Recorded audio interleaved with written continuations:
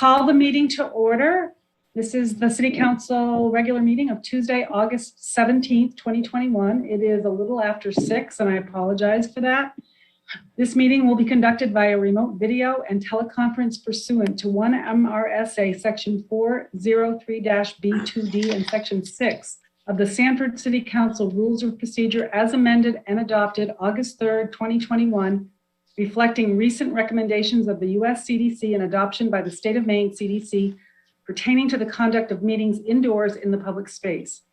Members of the public may join the meeting by phone by dialing 1-929-205-6099 using meeting ID 861-9069-0560 and password 513300 or via computer at the link provided on the city's website.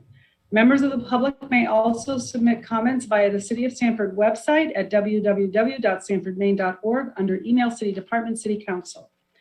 The Pledge of the Allegiance this evening will be led by Deputy Mayor Herlihy. In the moment of silence, I'll ask everyone to please mute your computers other than Deputy Mayor Herlihy. Thank you. I pledge allegiance to the flag of the United States of America and to the republic for which it stands, one nation, under God, indivisible, with liberty and justice for all. We'll now have a moment of silence.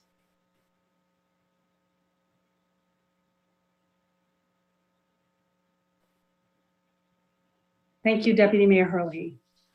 I'll call the roll. Councillor Martell. Present. Councillor Hanselman. Present. Councillor Tuttle. Present. Councillor Stackpole. Present. Councillor Lanigan is absent with notice. Deputy Mayor Herlihy. Present. And I'm Anne Marie Mastrucchio, the mayor of the city of Sanford. And this evening we're joined by the city manager, Stephen Buck, and Larissa Ricketts, the city manager's executive assistant. First item on the agenda, 21-415-01, order to approve the minutes from the regular city council meeting held on Tuesday, August 3rd, 2021. And I just want to remind councilors that Councillor Tuttle and Councillor Hanselman were not present. So any other councillor who was present at that meeting, if you would make a motion to approve those minutes as written. Move to approve. Okay, there's a motion by Councillor Stackpole to approve, and I think a second by Councillor Martell. I'll call it a second. Yep. Okay, I'll call any discussion? Seeing none, I'll call the roll. Councillor Martell. Yes.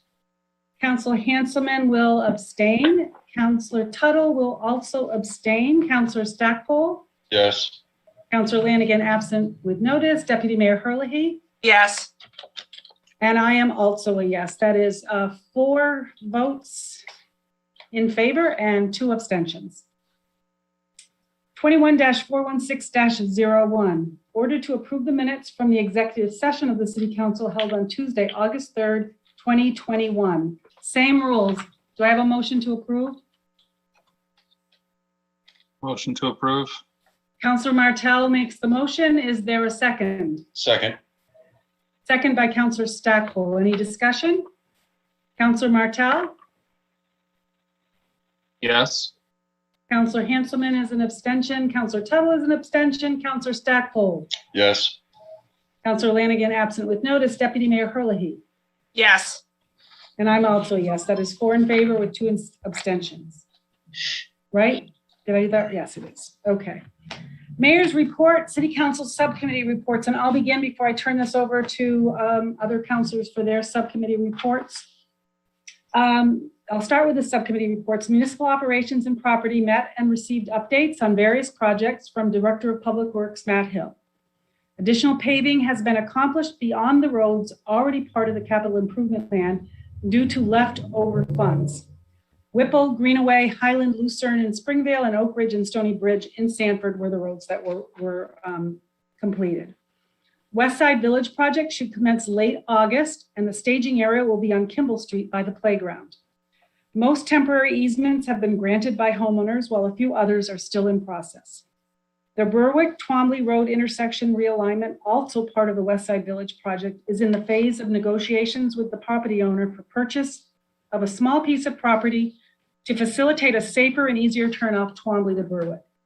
As part of the road reconstruction discussion, the subcommittee asked Director Hill to look at instituting weight limits on smaller roads to help prevent future damage and costly repairs. For the Public Safety Subcommittee meeting, the amendment to the overnight parking ordinance was brought back. Hang on one second. The amendment to the overnight parking ordinance was brought back for further discussion. It was decided to continue to work on the language to reduce any unintended consequences and bring it back to the committee for further review. Police Chief Craig Anderson and Deputy Chief Eric Small reported on department changes and initiatives. The special response team assisted the Maine State Police with an operation in Chapley involving 28 people under the influence of opioids, resulting in the arrest of 7 individuals. An arrest was made in July in a string of car burglaries, and the chief credited the midnight shift of officers for this quick response. In Community Policing Initiative news, Detective Colleen Adams was introduced as the new Community Outreach Coordinator. She will be working with Sweetser clinician Carly Flagg, who was also introduced, as the department's new mental health response unit, and Officer Chris Brown will be the new Elder Services Officer. The department has received 23 applications from citizens interested in participating in the Citizen Advisory Group, and they look forward to getting that project underway. And the final item up for discussion in that subcommittee was the need for a sign at the Main Street entrance of the police department. It will be similar to the sign on the Robert Street side and will hopefully help reduce the number of complaints from citizens unable to easily find the police department. The City School Leadership Team monthly meeting took place last Thursday, August 12th. The city manager, deputy mayor, and I met with Superintendent Matt Nelson and School Committee Chair Don Jameson, who updated us on the plan for opening schools for 5 days per week of in-person learning. The school committee approved the plan that includes indoor masking for all, regardless of vaccination status. They will review this on an ongoing basis, but the ultimate goal is to keep our schools open and safe for all. Coordination of city and school communications utilizing the new city communications director and WSSR-TV was discussed, as well as potential uses for Willard and Lafayette School and the return of Memorial Gym for the city's use. No decisions have been made at this time. Finally, and this is for counselors, but for anybody else there that's getting used to our subcommittees will meet on a monthly basis going forward. If there is an urgent need for subcommittee input on a particular matter that just can't wait, then the Municipal Operations Subcommittee will be convened on an as-needed basis.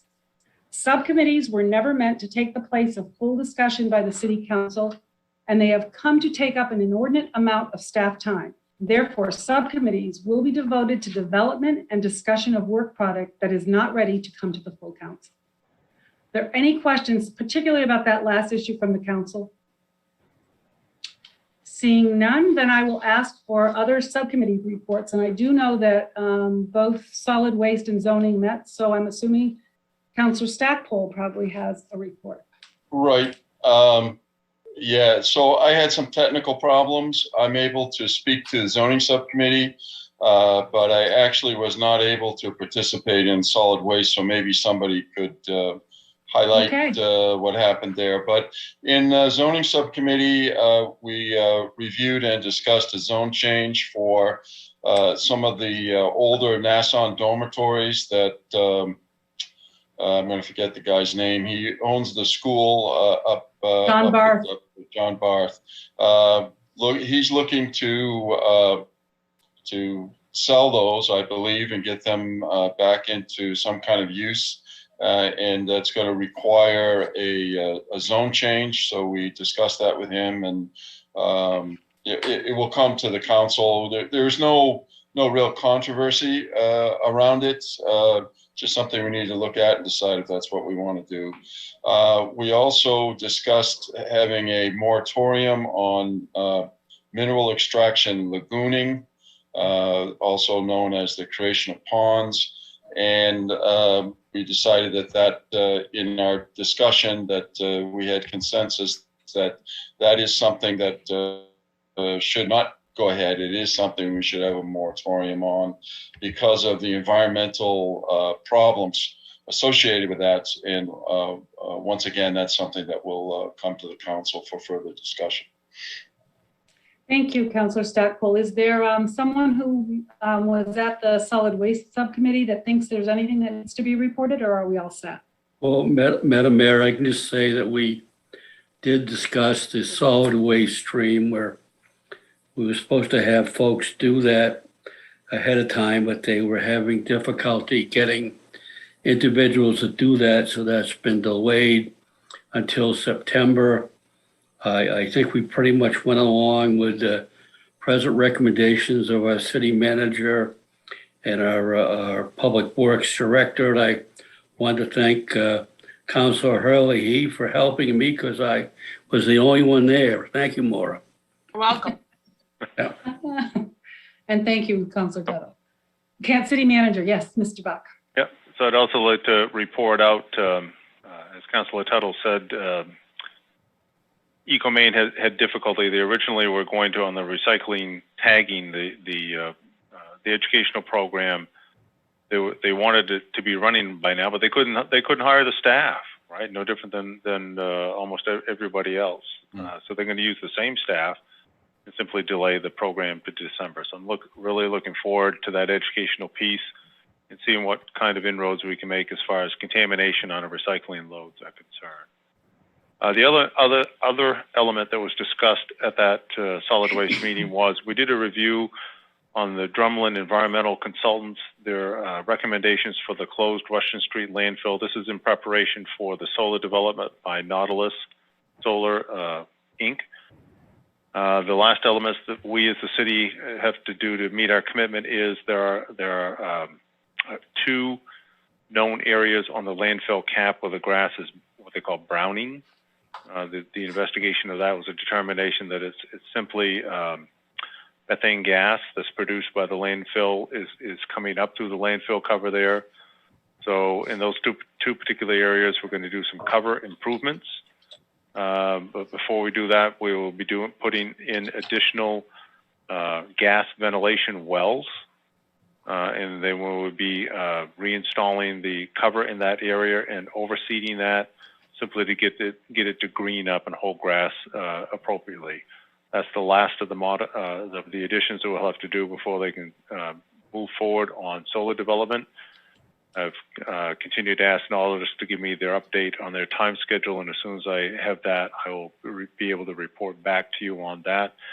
And we're still, from that environmental review with DEP, we're still waiting back for a report on their ability to amend our post-closure care package there as far as the water extraction wells are concerned that pumps water out around the landfill and back into a tributary to the Mousom River. So we're waiting back for DEP's response on that as well.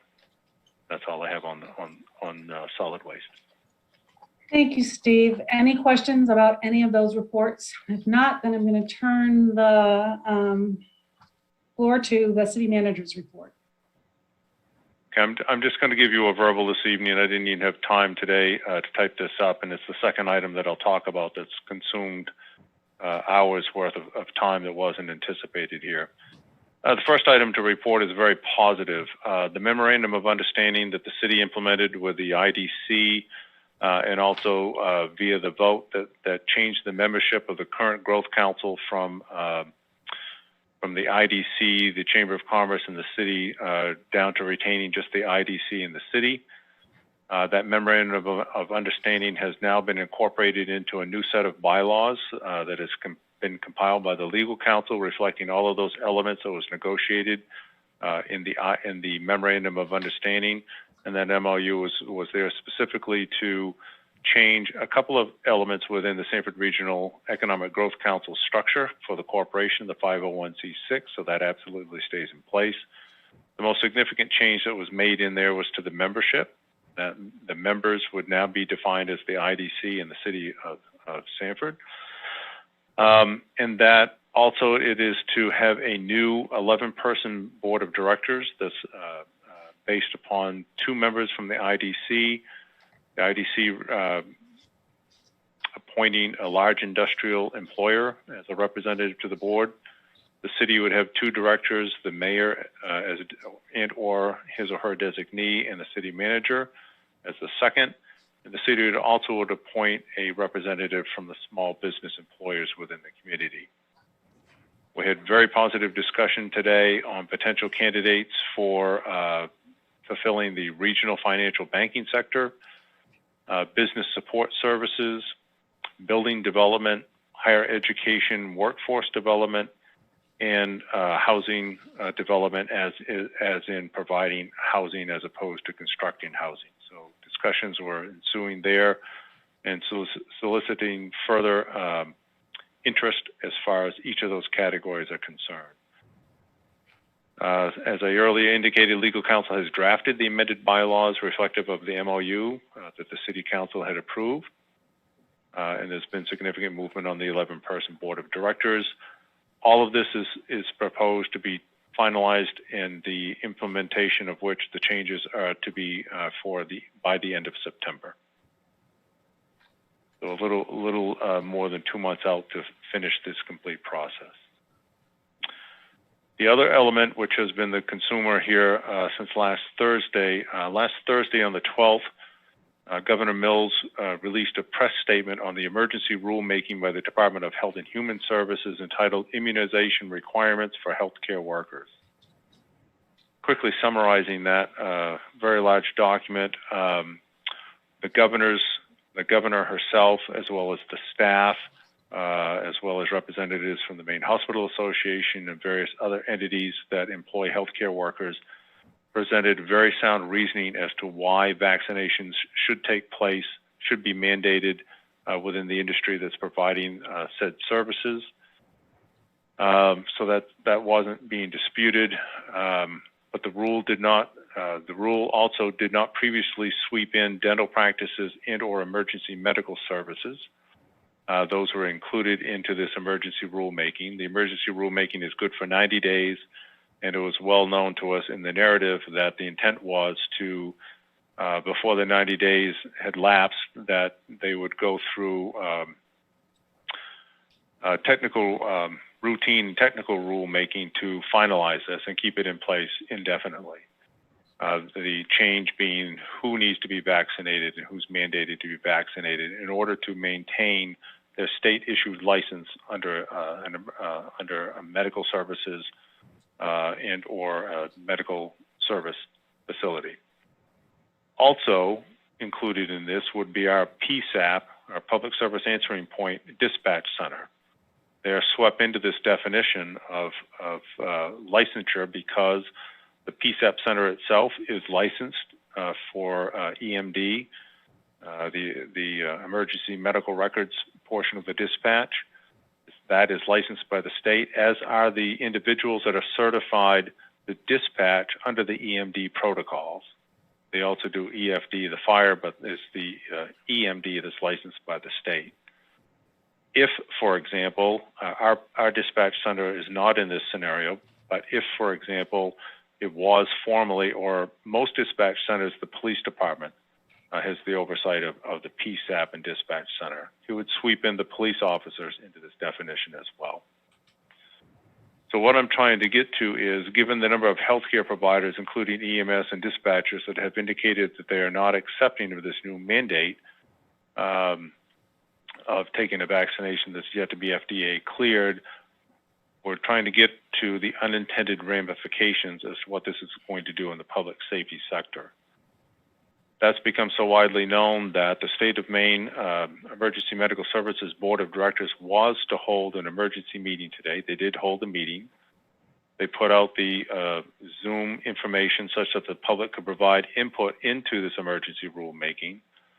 The response was so great that it overwhelmed the Zoom capacity of the Board of Directors. They exceeded the 200 individuals. They thought they had a 500 person license. They exceeded the 200 that they actually had. We spent 45 minutes waiting while IT worked to switch that to a 500 license capacity Zoom license. Even that was not sufficient to satisfy the needs. So they ended up canceling the meeting. after great debate, they decided to hold it as another emergency meeting this coming Monday at 9 a.m. With 1,000-person capacity. So that's the indication of how sweeping the ramifications of these changes are, as the impacts are becoming known to us that oversee and employ the people in these services, and the number of persons that have responded in a less than positive way on this. So we'll be going back into that meeting again on Monday. We have reviewed with our legal counsel what this means. We know what we have to do if people so choose not to become vaccinated, and if the state holds the course as far as the emergency rulemaking that this has been done. So I'll be able to report more out to you after Monday's meeting, but I would assume that will go for the better part of Monday once that gets going with a large response that's out there. Okay, Steve. Thank you. Anything else for this evening? That's all I have. If that's sufficient, I will continue on and I know that you'll keep us all informed.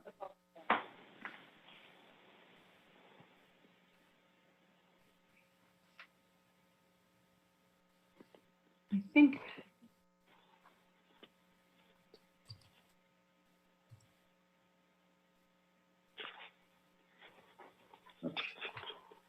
we'll go on to public participation, and I have at least one person on the list, and that's Diane Connolly. We'll start with Diane for items that are not on the agenda, please.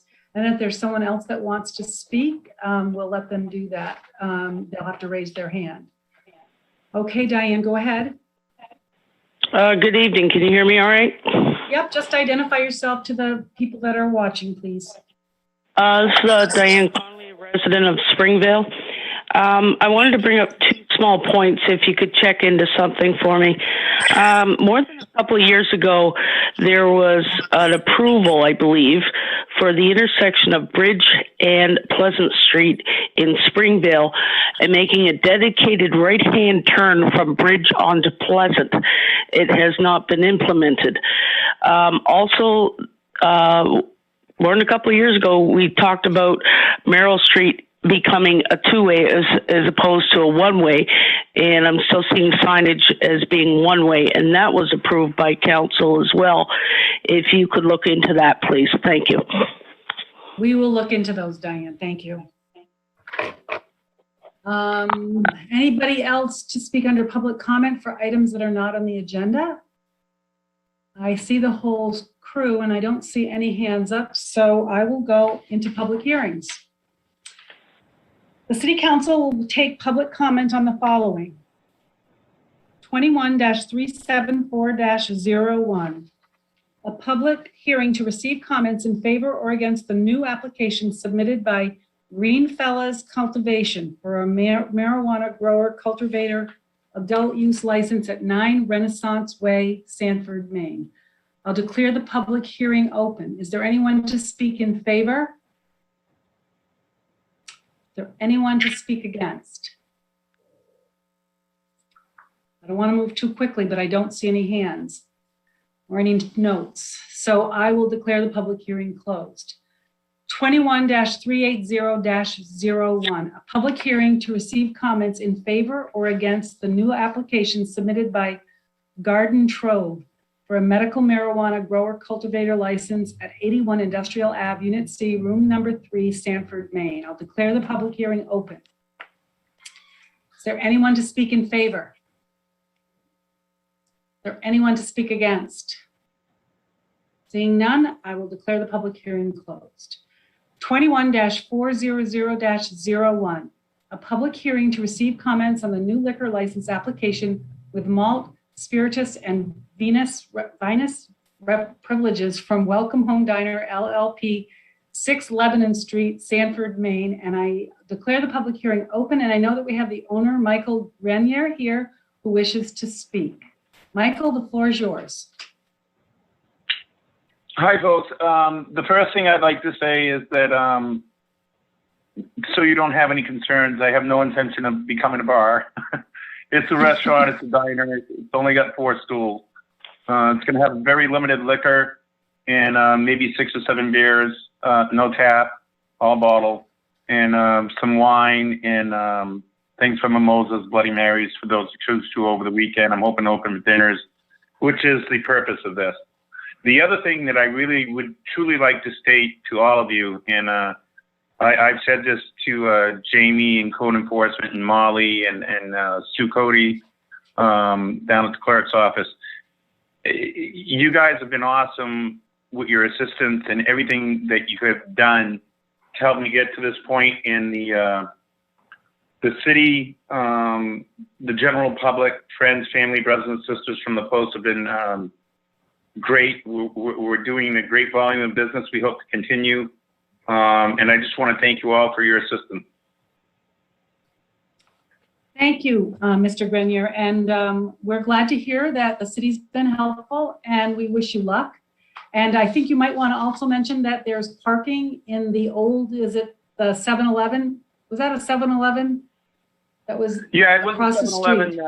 at the time, and I met the owner of that property, and he agreed to lease me the parking facing the roadside, but not along the building.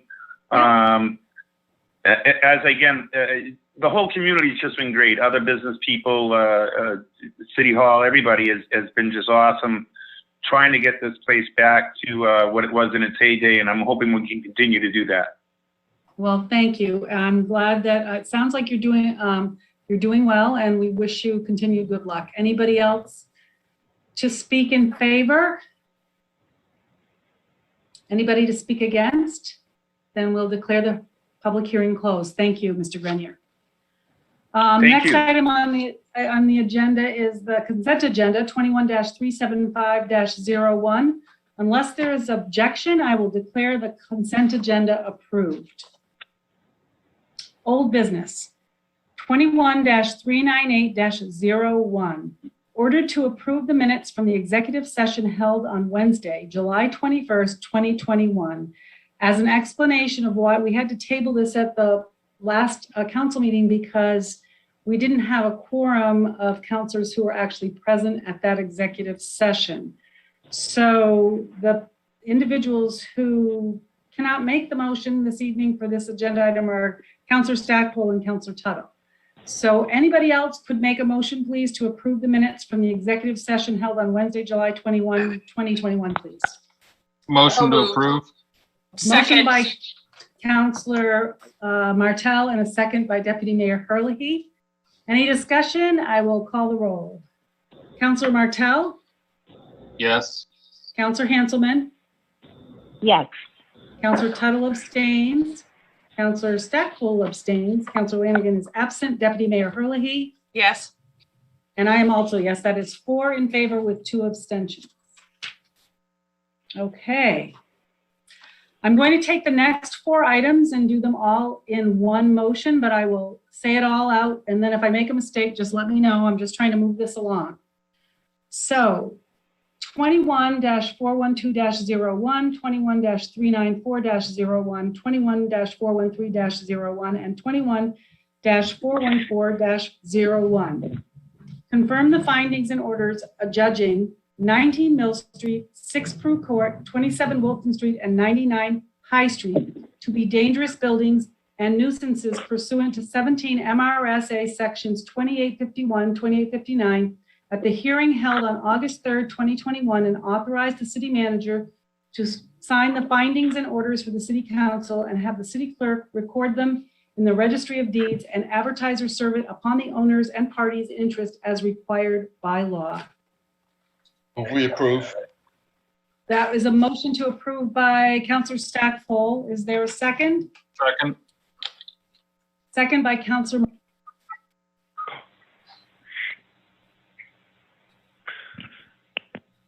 Did she disappear? I think so. Okay, so that's the second by, Anne Marie, are you on? There I'm you go. sorry. I was on. Did I lose my video too? No, you're on. We can see you. We can see Did you hear the motion? Did I screw up totally? No, we You heard, did. and there was a first and a second, and that's where you were. Okay, I don't know how my thing went on mute, but okay. Is there, so I have a first and a second. Does anybody want to hear from Director House-Seal, where we stand with some of those properties before we vote? If there's So an there's issue, any- if there's any issues that have developed, but No, I think you'll be pleased, but I mean, he offered to update us if you'd like to. Sure, Yeah, that would be great. I'd like to hear it, yeah. Go ahead, Ian. Yes, thank you.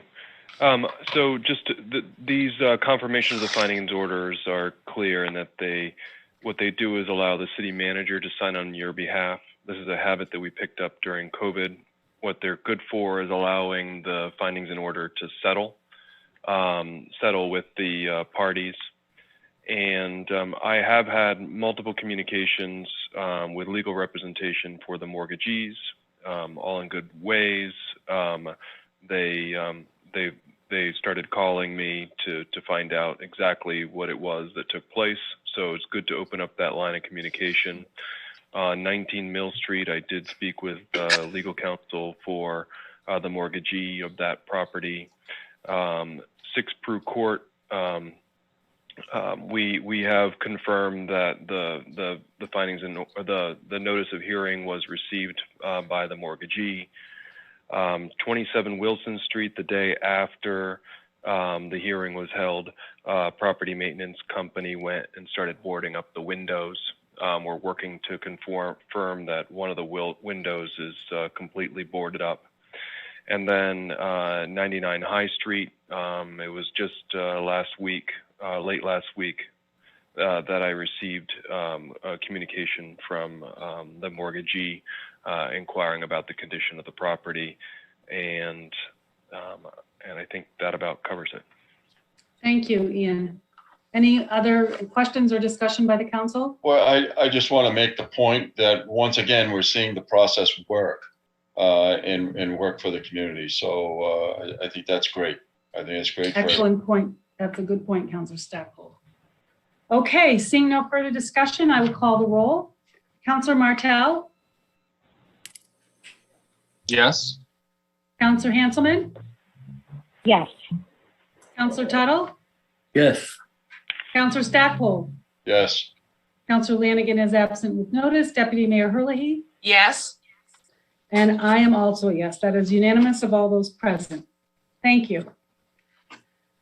Last item under old business, 21-403-01, reconsideration of amendments to the City Council Rules of Procedure related to COVID-19 protocols as approved at the August 3rd, 2021 City Council meeting pursuant to Section 25 of the City Council Rules of Procedure. I will give you a brief explanation. Councilor Lanigan called the city manager at the end of the week of the August 3rd meeting week and wanted to change his vote.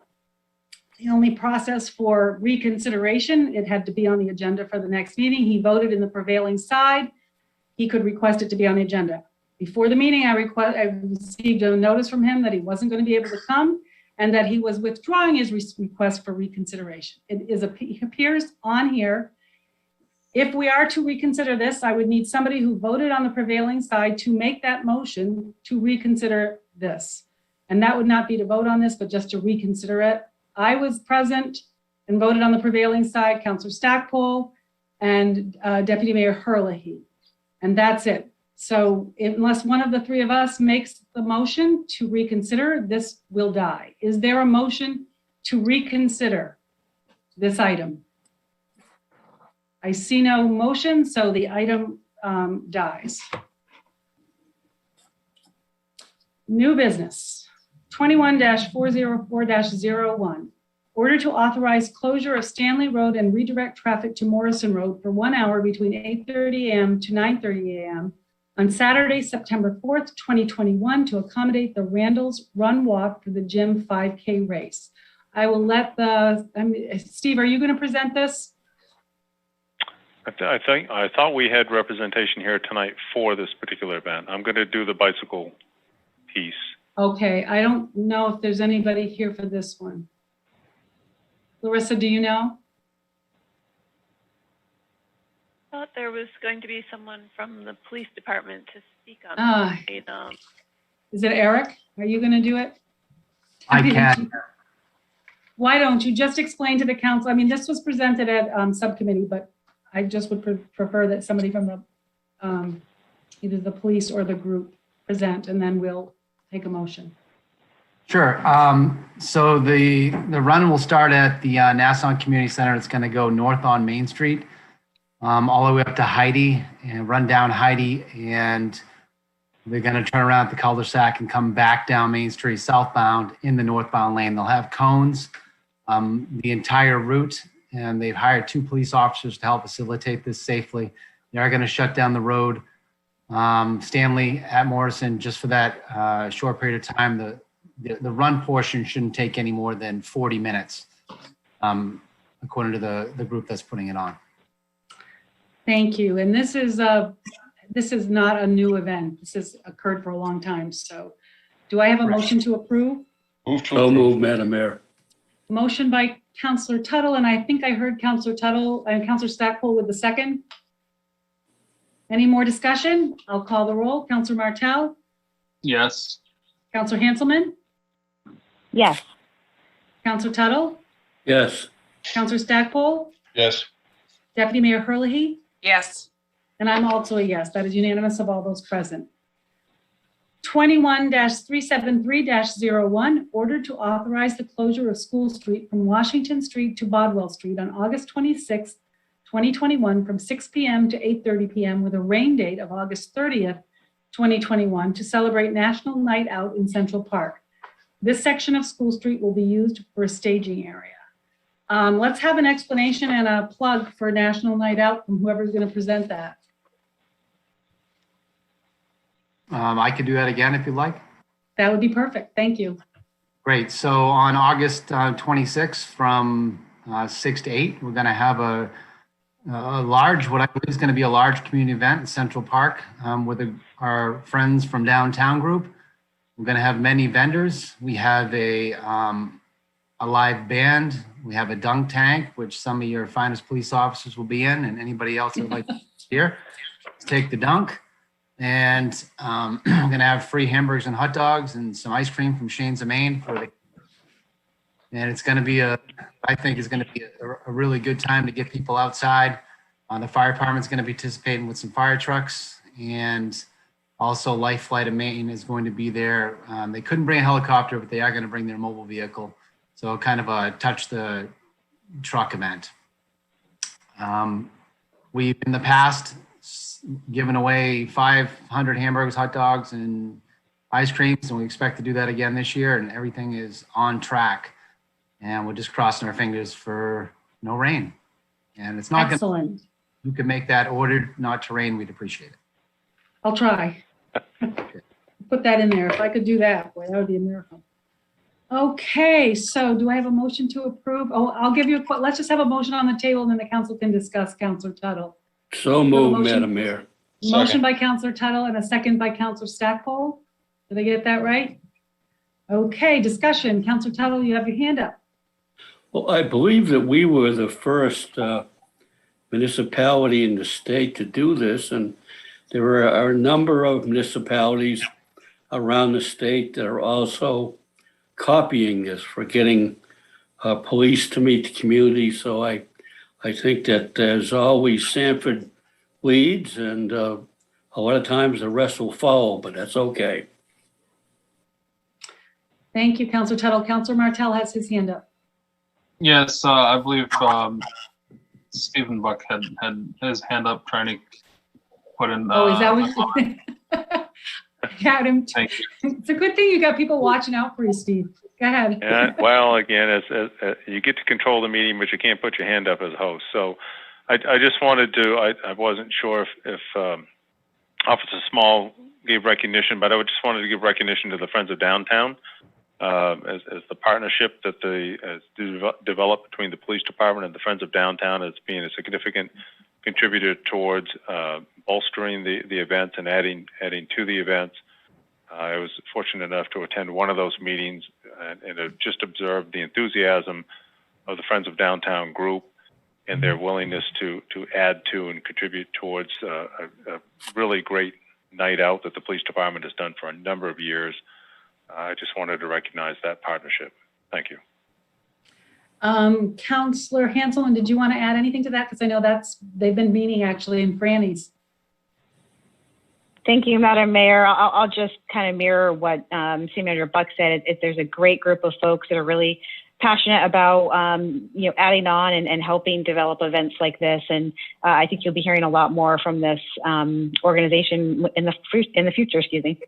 So I'm super excited about the event. I hope to see lots of people there. Yeah, I think it'll be fun. And let me just ask, do people have to pay to throw a ball at the dunk tank, Deputy Chief? Yes, they are. I believe doing 3 balls for $1, something like that. The money's to the Friends of Downtown. We're working on I go to that group every 2 weeks, and they're working on a nonprofit, so a way to collect the money, but it's kind of a little bit of a start to fundraising, I believe. Excellent. Sounds like fun.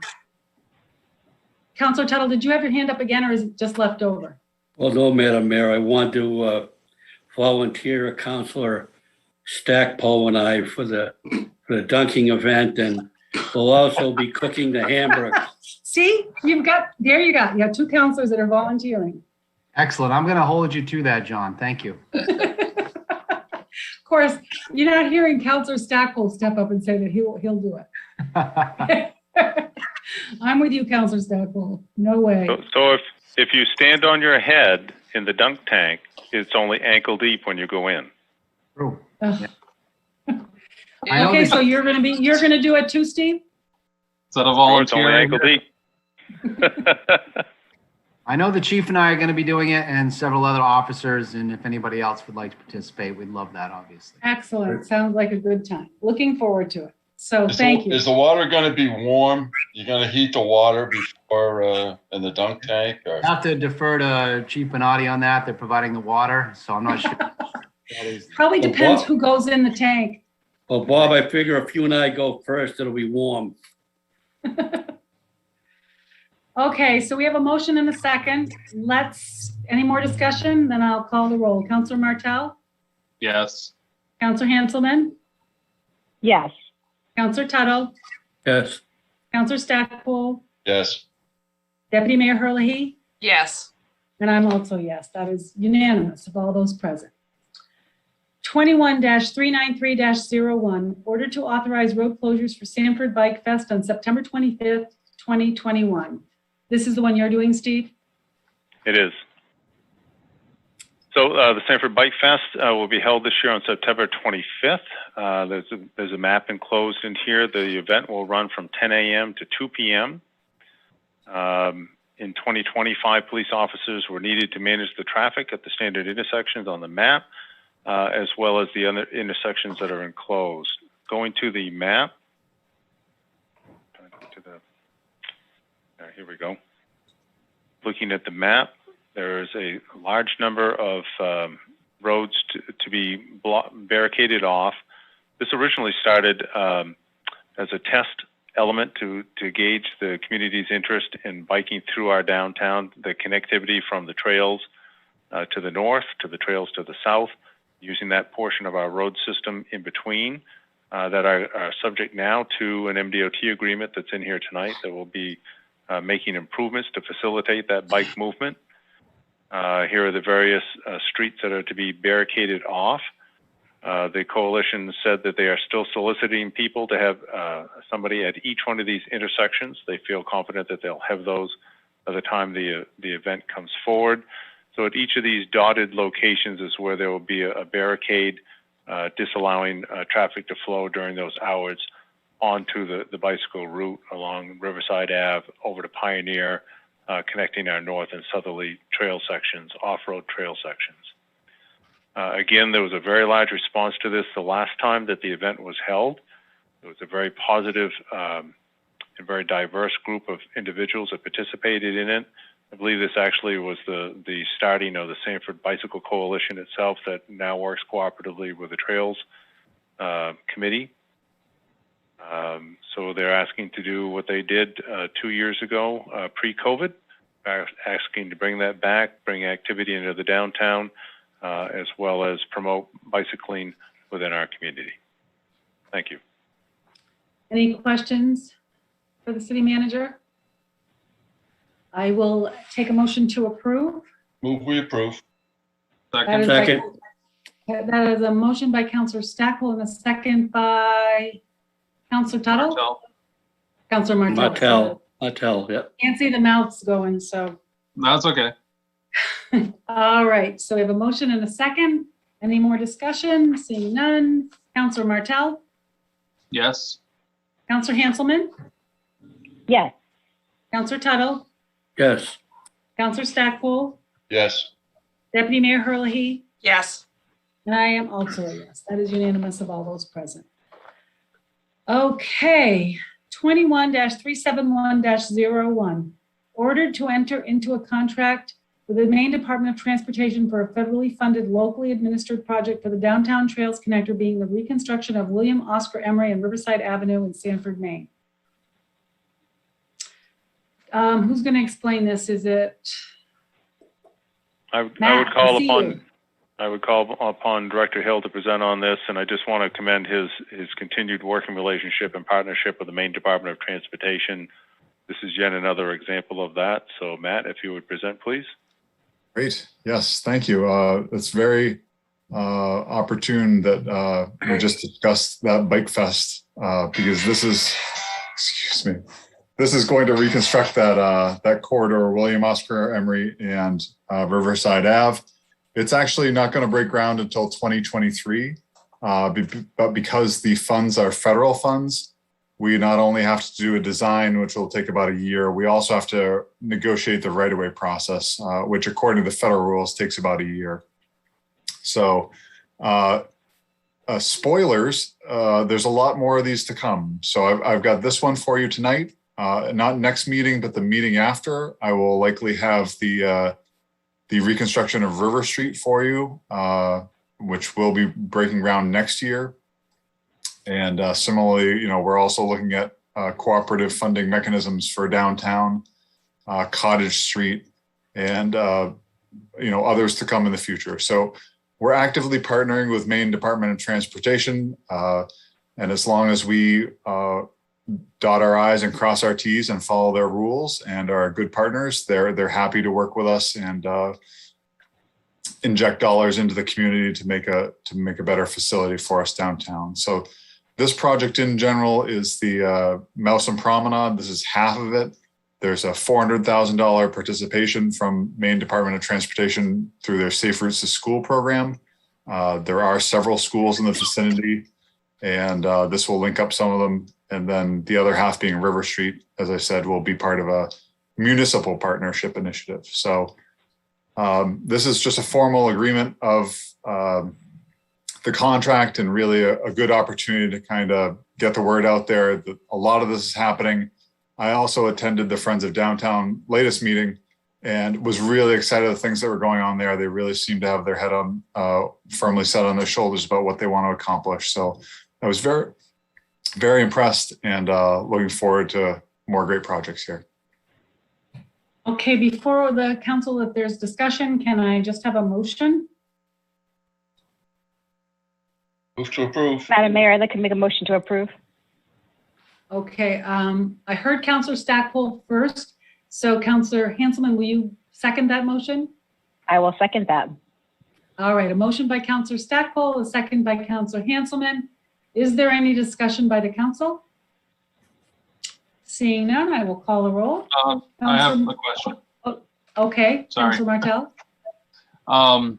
Steve, or maybe Matt, so this local share, is that already factored in the budget somewhere, or where is that sort of coming from? Can you maybe go over that portion that the city is expected to cover a little bit? Yeah, that's a great question. So we've been working on and consistently developing and updating our 5-year plan, which needs to reflect and correspond with Maine DOT's 3-year work plan.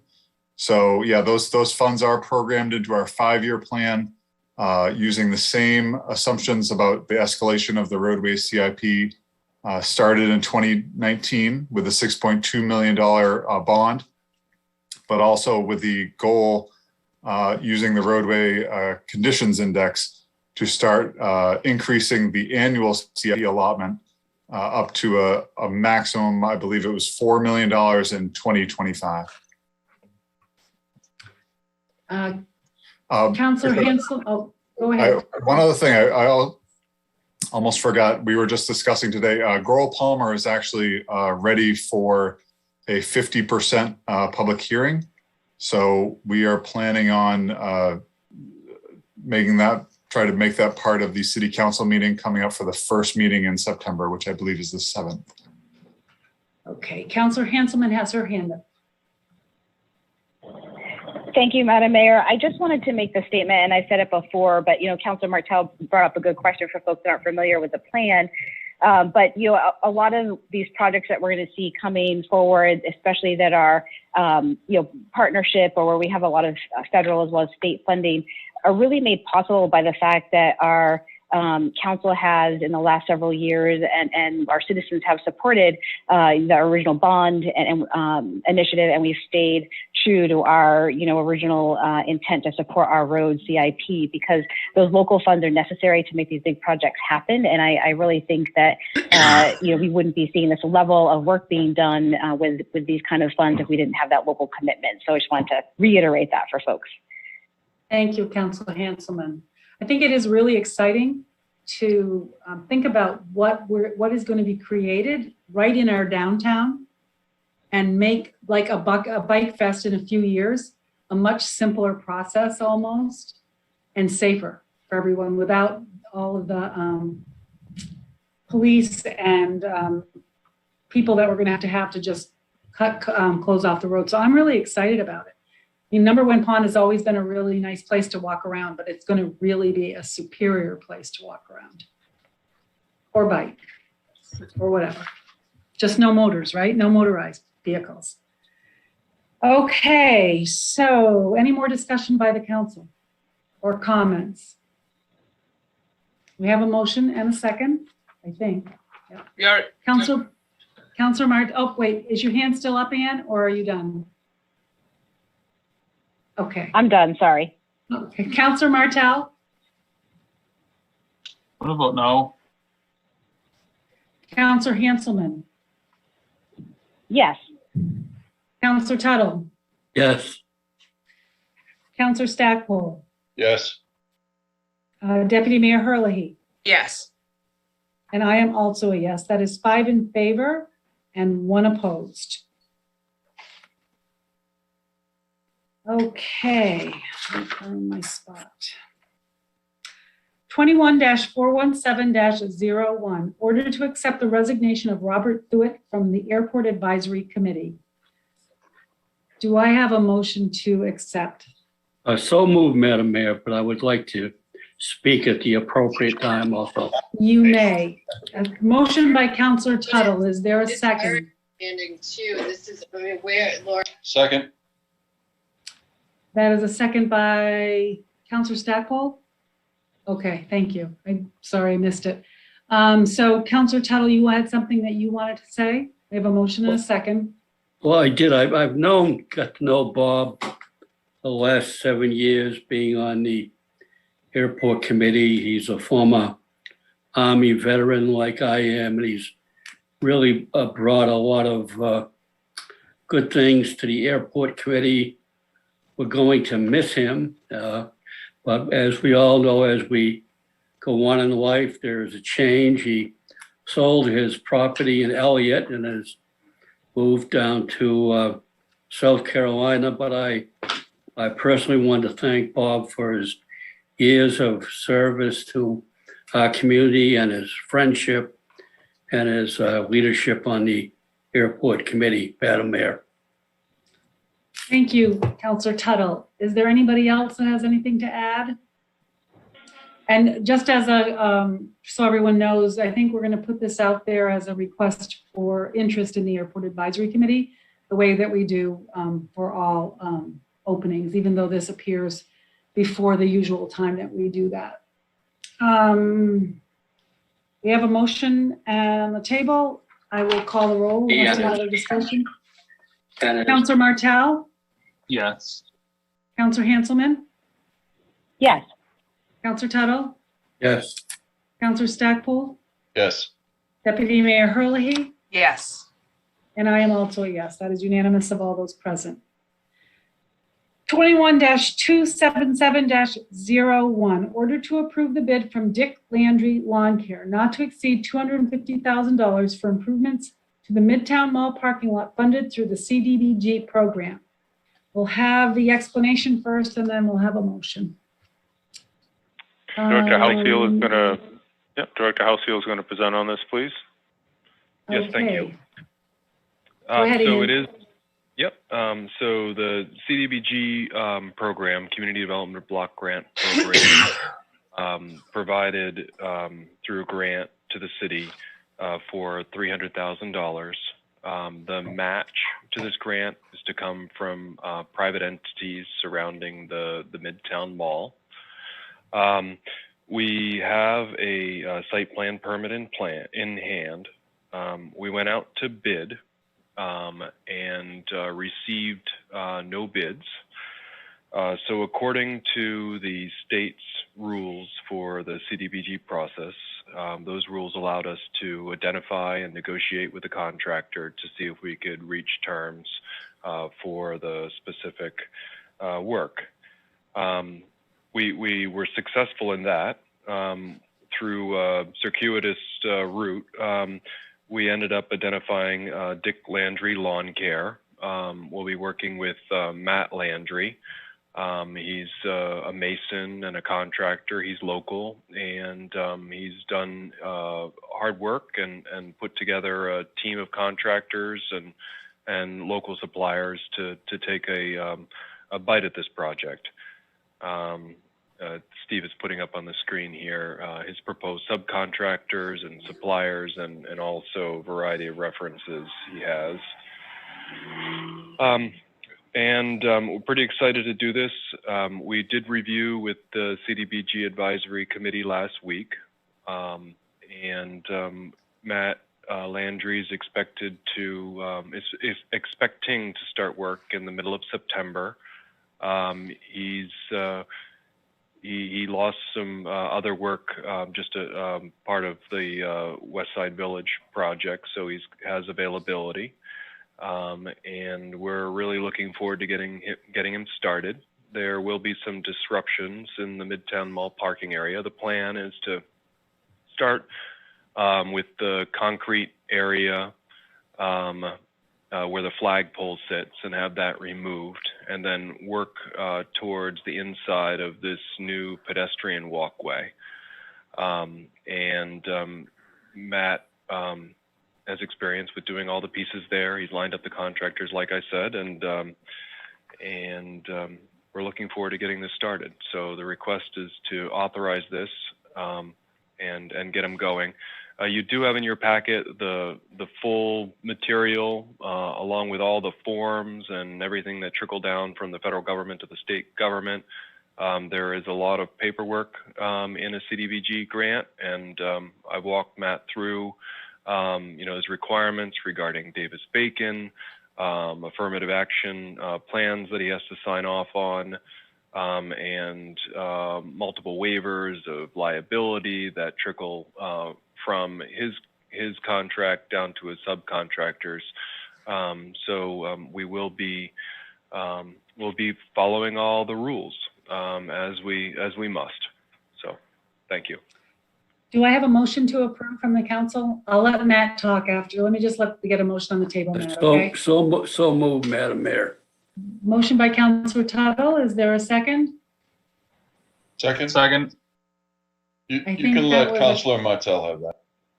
That's a second by Councilor Martell. Okay, Matt, your hand's up. Go right ahead.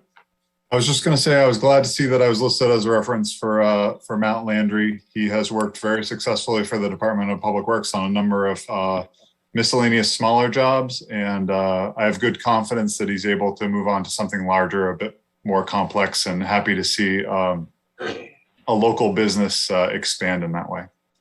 Yeah, that's what I was going to say. It's nice to see a local person taking a job like this, a visible job like this. Councilor Tuttle, you have your hand up? I do, Madam Mayor. I'd agree with Matt. I've known the family for a number of years. His father has done my property, so I'm hoping it's not a conflict of interest if I'm voting for it. But watching Matt grow up, I think he'll do a good job. And as the mayor has said, and as Matt has said, I like to see things go to local business. I think he'll do a good job, and I'm glad he got the job. Thank you, Councillor Tuttle. Is there any other discussion? Another project I think that we'll all be happy to see get started. Seeing no more discussion, and I don't see anybody else's hands up, I will call the roll. Councillor Martell. Yes. Councillor Hanselman. Yes. Councillor Tuttle. Yes. Councillor Stackpole. Yes. Deputy Mayor Herlihy. Yes.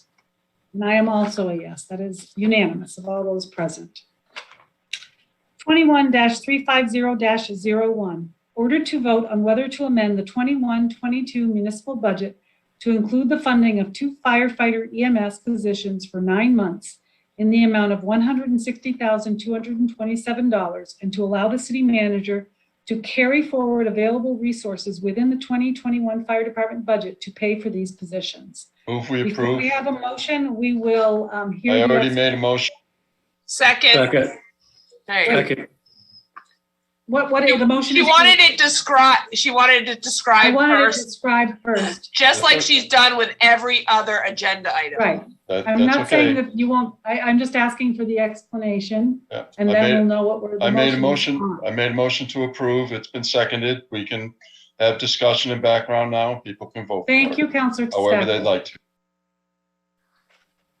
I just preferred it to do it the other way, but that's Just like fine. we've done with every other agenda item, Councillor Stackpole. I'm going to ask the city manager to present on this first.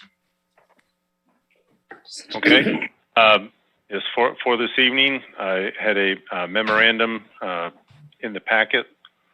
I've given a history, and I'm going to ask the fire chief, Chief Bernardi, to speak on this afterwards to reinforce the why for the 13, the ramp up for the 13. The history being that the city has gone through a feasibility and planning process over the last number of years. That number of years has been 7+ that we've been going through this planning process. There were 3 major elements in there. There was the collapse of the fire station from 3 stations to 2 locations utilizing our existing facilities pursuant to the feasibility study that allowed for the pre-existing staff of 10 to better staff and equip the equipment, and I'll let the chief speak on that, and as far as be able to effect response with the current number of people that we had at that point in time. A second piece of that study and strategy was to change the type and number of apparatus, and I'll let the chief speak on that further, which actually took nearly $3.5 million of aged equipment out of service and replaced those with both new and used equipment to get us to a more efficient department with more flexible pieces of equipment. And the third piece of that was to ramp up the pre-existing workforce from 4 shifts of 10 to 4 shifts of 13. And that's where I would like the chief to focus his communications on this evening, is why that 13 number is there as it relates to the staffing. So I've got the history in there. I've got the station coverage memorialized as far as the CBA was concerned. And then I've got an element in here as far as funding. So the funding for this would be an extension of the use of undesignated fund balance, so authorized by the council.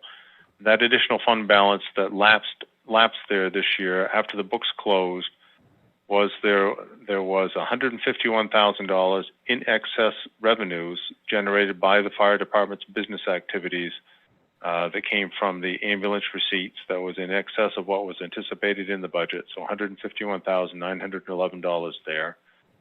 And the department closed out lapsed fund balanced and or retained earnings of $14,919 for a total allocation of resources from their net operations for the year of $166,830 that lapsed to fund balance. As the council is aware, the 9-month implementation of fully burdened rate for implementing these 2 firefighter paramedic positions is $160,227. Therefore, there is sufficient resources in excess of $6,603 greater than what is needed if the council so chooses to fund these 2 positions. And in here is an affirmative motion at the bottom of the narrative that would allow for the council to authorize us to fund these 2 positions. We would take it from fund balance. It becomes an increased utilization of fund balance. The 2 positions would be funded and would be there for in the next year's subsequent budget as far as implemented positions. So Chief Benatti, if you could speak for a moment on the reason why the 13 is there and what the importance of those 13 positions are. Okay, thank you, Steve. Good evening, everybody. It's an honor and privilege to speak before you tonight on this subject. So in the fall of 2014, the city and the fire department started on a cooperative, interest-based journey to bring the fire department into modern compliance through a strategic planning session and a subsequent plan. The 2014 summit laid the groundwork through a comprehensive planning session, which cooperatively configured a working plan that included facilities, equipment, and personnel. Using data and forecasting, these plans were put into action to address these areas of concern within our community. 2 facility studies were done starting in 2016 through 2018. They brought to the understanding the conditions and needs of our stations and what was needed to correct the problems within the stations and what it would take to fix or replace them. The type and number of apparatus was measured up, and a program of proper, responsible replacement through CIP undertaken to replace an antiquated maintenance fleet that was heavy with maintenance problems and needed about the including combining of some units to do more than one job. As you remember, at one point we got rid of 2 trucks and replaced it with 1. So we have a truck that can do 2 jobs. This program has been very effective and has put the department on solid ground going forward. And through this cooperative effort of the city and the department, we're in a much better place. The third aspect of the cooperative plan has been to address the needs of personnel within the fire department to fulfill the need of the community. From the strategic planning session and the subsequent studies, it was determined that the shift strength should move from 10, which it has been for many years, to 13. This number gives the proper amount of people, both per shift and per apparatus assignment, such that multiple incidents can be effectively addressed within the city during normal operations. Over 31% of our call volume includes response overlap of apparatus with anywhere from 2 to 5 units needed for calls of service. By properly staffing our units, we are equipped to handle the situations effectively when summoned to do so, as well as the second and third calls for service that happen simultaneously on many occasions. We cannot afford to staff to a level of all emergencies that may come our way, like the big mill fires. But we can and must staff in a responsible manner that addresses the majority of these needs for the city on any given day. Our call volume registers between 8 to 15 calls per day of different types and duration, with approximately, like I said, 31% of them overlapping each other. Therefore, tonight, I ask you to consider the merits of these planning programs and the need for the community through a positive vote here tonight in the funding of these 2 positions. That being said, I would be glad to answer any questions to help clarify this. I really appreciate the city's cooperative nature to this point in getting our plans put forth. We did a lot of work over the last 7 years to try to bring our department to where it is today and wanting to push it forward so that we can continue to give the best service to the city that we can. These 2 positions are vital to do that. And I think if people don't understand it, I would gladly answer any questions, but it's taken a lot of work to get to this point. And I would really look for a positive vote to help move us forward and move the cooperative nature that has gone on this long to the next dimension and continue on then down the road. So with that, I will stop talking and answer any questions that the council might have. Thank you, Chief Minotti. Steve, could you just go over very specifically? I think for some of us, it's not the issue of whether we accept the need. It's a question. It was a question of the funding and the funding source and the tax rate in the current budget. So could you just review the funding for everyone out there so you can and clarify exactly where you're proposing that this money come from? Yes, thank you. And even before I do that, I just wanted to emphasize one final point. If these two positions are approved tonight, this would move for the first time the department to a full complement of staffing for 4 shifts of 12. We currently have 2 at 12 and 2 at 11. So it would move the department to the 2 shifts of 12 as opposed to the prior 10. As far as funding, so when the council looked at budget amendments and the use of additional resources and or the overall budget, the budget committee had looked at the firefighter positions and due to the impacts of, and I'm hoping I'm not speaking out of turn, but due to the impacts of the shift as far as the taxable base this year in combination with the 1% increase in the municipal budget, the decision was made not to fund these 2 positions that have been requested via this year's use of resources. In other words, have that so incorporated into the tax rate, the mill rate for this year. This cooperative plan was always put forward and put on the ability of the city to pay. So those determinations were made via the budgeting process.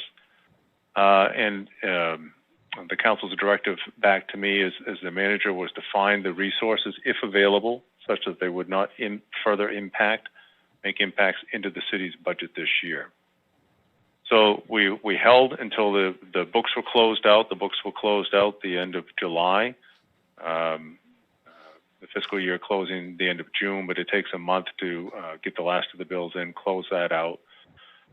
So the unaudited yet confirmed amounts by our finance director was that there was revenues in excess of $151,911, in excess for what was budgeted. So that automatically lapses to fund balance at the end of that fiscal cycle.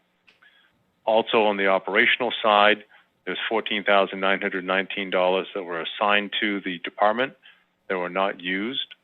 So that's that $14,919 also lapsed to fund balance. So a total amount of $166,830 came from unexpended funds and revenues generated in excess of what was budgeted for ambulance receipts.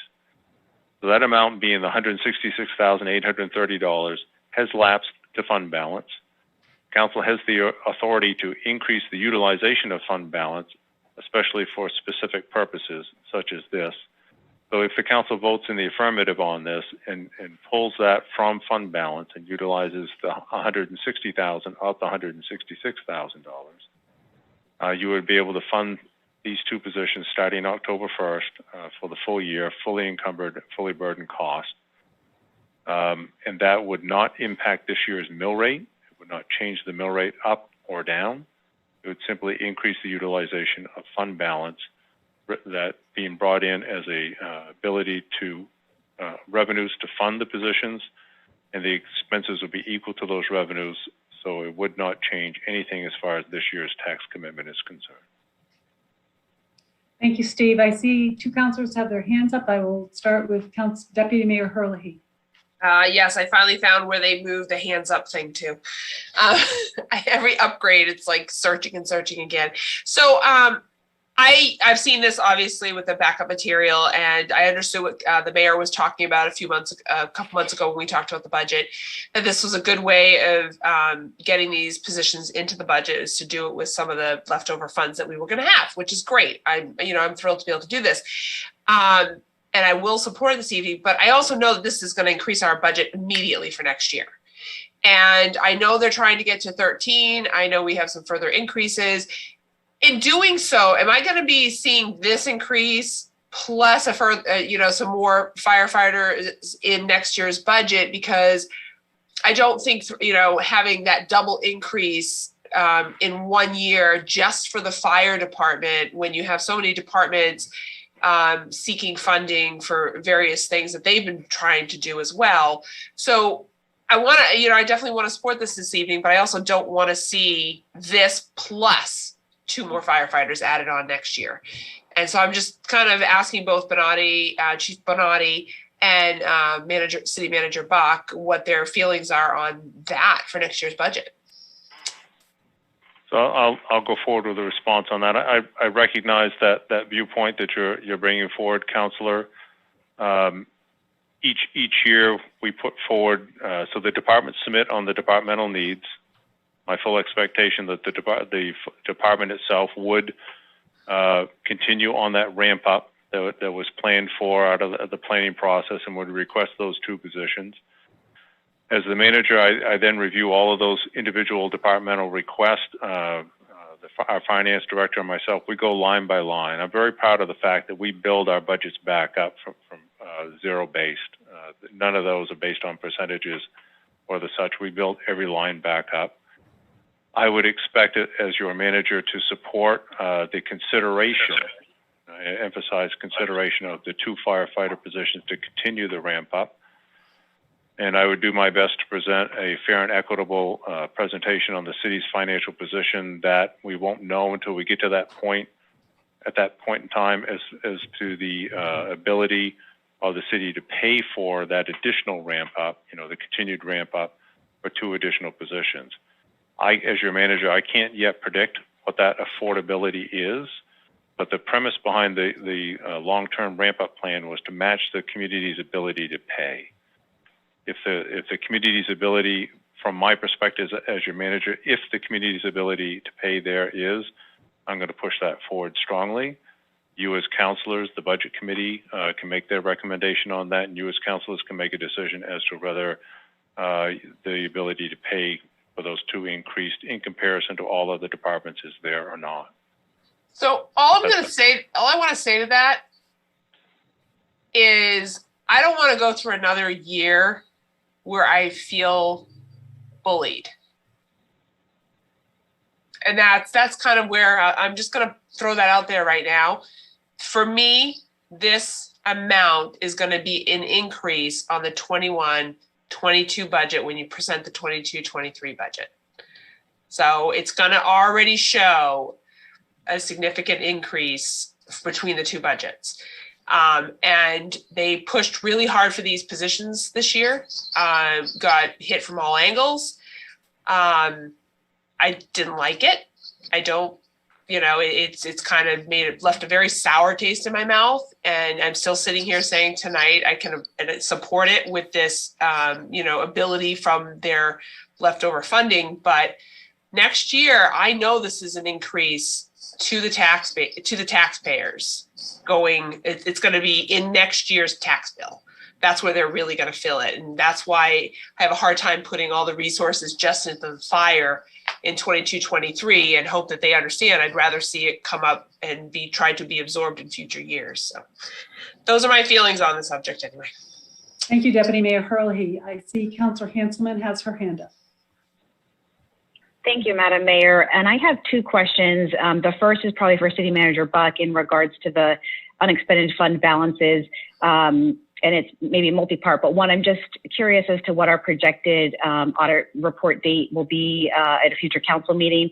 And then 2, will we expect to see additional unexpended fund balances outside of just the fire department, or are we using up all of the unexpended funds? I just want to get a beat on the overall fund balance that we expect to see on those audited financials. Do you have that, Steve, or a sense of that you can share with us tonight? I don't have the exact number, but I know that we closed our books in an extremely strong position this year, which was not the anticipated when we were at the height of COVID.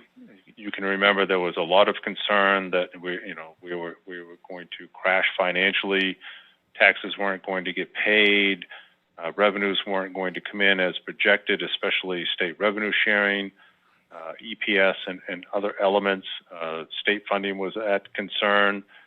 there. I must say that the state did an exceptionally good job in preserving those funding mechanisms that the pass-throughs from the state to the municipalities. So we suffered no ill will as far as that is concerned. The taxpayers here in the community paid at a higher rate, a higher percentage in this past year than they did in years prior. So we suffered no ill will there. And all of our other non-property tax revenues performed exceptionally well, especially in the unanticipated increased amount as far as new business activity, new permitting, new construction hit record levels in this year. So we closed our books out in a very favorable position. So there will be an addition to your fund balance in excess of this $166,000 stemming from other operational aspects and/or revenues that came in much stronger than what was originally anticipated, having been booked 18 months prior. Great, and that's what I just wanted to have that reassurance. Thank you. Councilor Hanselman, did you have another question? My second is for Chief Bonatti. In regards to these positions, do you anticipate your ability to actually fill them, being October 1 a realistic timeframe, or are you seeing the fire department struggling with similar staffing issues that other areas of the city or the world are looking at currently? I'll answer that twofold. Yes, I mean, we do anticipate we'll be able to fill them for October. We are presently out for advertising for positions for which we do every year, just to have an active list of which we could hire from, whether we hire one to replace a retiree or whatever. So we have an active list started. Our testing will go through the end of August and the month of September, and we'll be able to make selections of candidates hopefully by the October 1st and give job offers into October. So we do anticipate a positive outcome. We're not getting the huge amounts of applications that we used to get. Like a lot of places, we're all fighting for the same employees. It's getting tougher and tougher to get, we're fighting against other municipalities. Everybody's trying to one-up each other. You've heard them talk about that in Public Works and the police department and everything, but we too are subject to that. So we still have people applying, just not the numbers we used to get. Thank you. Councilor Stackpole. You're muted. Sorry about that. A couple of things, Steve. The 151,911. I know you can't count on that per se because it comes from the amount of people who need ambulance services, but that's not likely to go away in future years. That's correct. So what we see in our ambulance fees are, we had a positive response as far as contractual allowances are concerned. Contractual allowances is that portion of the bill that is unpaid by your various levels of insurances. We have seen an increase. There's an increased eligibility under Medicaid in the state of Maine. So the hospitals have seen a positive response for that, by having more people qualified to be insured and paid through Medicaid. That reduces the number of people that have no insurance at all. So you see a reduction in your uninsured and the unpaid services there, and you see a change in your contractual allowances. So the contractual allowances also saw a positive decrease this year because we had increases in various elements allowed by the Center for Medicaid Services. That also produces further contractual allowance decreases in the private sector. We've seen increases in the amount of private sector insurances. So in other words, our governmental pay sectors have actually decreased over the last couple of years. That means that we're improving as an employment center. People are insured by more private insurances within the region than what they were previously. So that contributes to the positive response, and we saw a return to the ambulance volumes. It was like a light switch when COVID hit. Prior to state and federal governments recognizing that we had this new virus out there, and they tagged it as COVID-19 and called it a pandemic, our services were running very high volumes of patients. And once that designation went down and they declared the pandemic and people became aware, it was like a light switch went off. Volumes decreased. I've learned over the years in dealing with medical reimbursements and such under that, one of the consultants that I worked with years ago had taught me that don't lay your staff off during these kind of changes, because you're going to need them and more on the backside of the response. And that we saw that again with this pandemic piece. On the backside of this, not only did the volumes return, but they actually increased because you had pent-up demand. I've never understood how you can have not call an ambulance and then call an ambulance later on, but it has held true for every time of these type of situations. So the volume has come back extensively. Our service is there to meet the needs. Because they're there to meet the needs, the money has been following. So my point being, and I think you have affirmed this, that it's likely that revenue stream, 150,000, will continue into the future. So as far as it being a big hit on next year's budget, the revenue stream, or a good portion of the revenue stream, is likely to already be in place. Is my assumption correct there? It is. We have anticipated increased revenues for this current fiscal year 21-22 budget that you've approved. And I would anticipate, if we continue down the same trend, to actually increase that revenue line again for the 22-23. It's hard for me to think that it's 23 coming. I know the 22-23 fiscal year. Yes. Yeah, because I'm with Councilor Hurley on this. The last thing we want to do is to create a big budget hit for next year. I think you also mentioned that there may be some of the funds that are coming from the state or the feds, et cetera, that may be available next year also to help managing the budget. That be correct also? Yes, the City Council has not yet looked at or examined, because we haven't received the funds and we're still waiting for that allocation. We won't see those at earliest 1/2 distribution of the American Recovery Plan funds until the end of September. We're still waiting for the state to tell us what, if any, additional stipulations they're going to put on our receipt of those ARP funds are. We do know from the original gleaming before the council acts on those that there is the ability to utilize a portion of those ARP funds towards those elements that will beneficially impact our balance sheet, such that we can reduce net taxation in the coming year, perhaps not for all of those funds, but for a large portion. All right. So let me just say that my intent in coming out of the gate and making a motion on this was to ensure that we had some kind of a vote, not just a discussion on this. Having said that, at the appropriate time, I'm happy to withdraw my motion and put the motion that's at the bottom of the document, the motion to amend the 21-22 municipal budget. If that's appropriate, just let me know. I'll withdraw my motion and we can move ahead with that motion. Well, thank you, Councillor Stackpole, and which is why, you didn't need to jump in there. I asked councillors to please follow the order of introduction on our rules of procedure for a reason. So thank you for offering to withdraw that motion. I think you'll probably just have to amend it, but let's wait until we finish our discussion, please. I saw Councillor Hanselman's hand up. Is it still up, or did you take it down? I'm all set. Thank you, Madam Mayor. You are. Okay. Steve, I just have a question about the audit. We will get that audit in October, correct? You'll see the audit.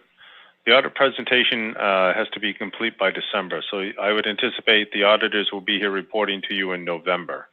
In November. I'm going to ask that we try to have that because I know you start on the new budget before the end of the year. So I think it's really critical that the council have some input at that point, and that the only way that we can know for sure is if we get that audit presentation as early as possible. So I don't want to have it in December. If it's November, we do it in November. If we have to take extra time, I just think that piece is going to be critically important to how the budget process goes next year. So that's my request. Okay. Understood. So administratively, we have about 6 weeks of the year that we're not focused on either building up, amending, tearing down a budget. There's 6 weeks. There's half of August and September. By October 1st, we're back in the heat. I get that. Capital improvements programs are coming in December. All departments are submitting budgets. And by January, we're in the meat of going back to a zero-based budget again. So, well, I just think that this is a year that the audit will be very important in terms of looking at actual money that we saved and didn't spend and have to spend should we choose to in the next fiscal year. So that's my request. That is, as soon as it's ready, that it be presented to the council, because I think that will be critical into what our thoughts are building that budget going forward. Is there any other discussion by the council? Steve, do we need to amend this motion, or should I have them withdraw their motion and make the new motion to allow for the expense? Should that motion pass? The motion that I have in the packet, I've reviewed with our finance director as being the motion that appropriately allows the city council to utilize this, to implement and utilize this additional amount of fund balance being carried forward into the fiscal 21-22 budget. Then I will ask Councillor Stackpole to please, if he wouldn't mind, withdrawing his motion. So what I'll do is withdraw my motion and replace it with the motion that's listed, would need to be read, I think. I will read it. The bottom of the. Could you just withdraw your motion first, please? I'm withdrawing my motion. Don't forget it was the second withdrawn? Who made that second? I don't know who made the second. I will withdraw my second. Okay. So I will read the motion. The motion is to amend the 21-22 municipal budget to include the funding of 2 firefighter EMS positions for 9 months in the amount of $160,227, and to allow the city manager to carry forward available fund balances resulting from operations within the 2021 fire department budget to fund for these 2 positions. Do I have a motion to approve? Second. So moved, Madam Mayor. Second. Motion by Councillor Tuttle, second by Councillor Stackpole. Is there any more discussion? I don't see any hands up. I will call the roll. Councillor Martell. Yes. Councillor Hanselman. Yes. Councillor Tuttle. Yes. Councillor Stackpole. Yes. Councillor Lanigan is absent with notice. Deputy Mayor Herlihy. Yes. And I am also a yes. That is unanimous of all those present. Thank you, Steve. That took a lot of work in a few months, but I think we got to where everybody wanted to go.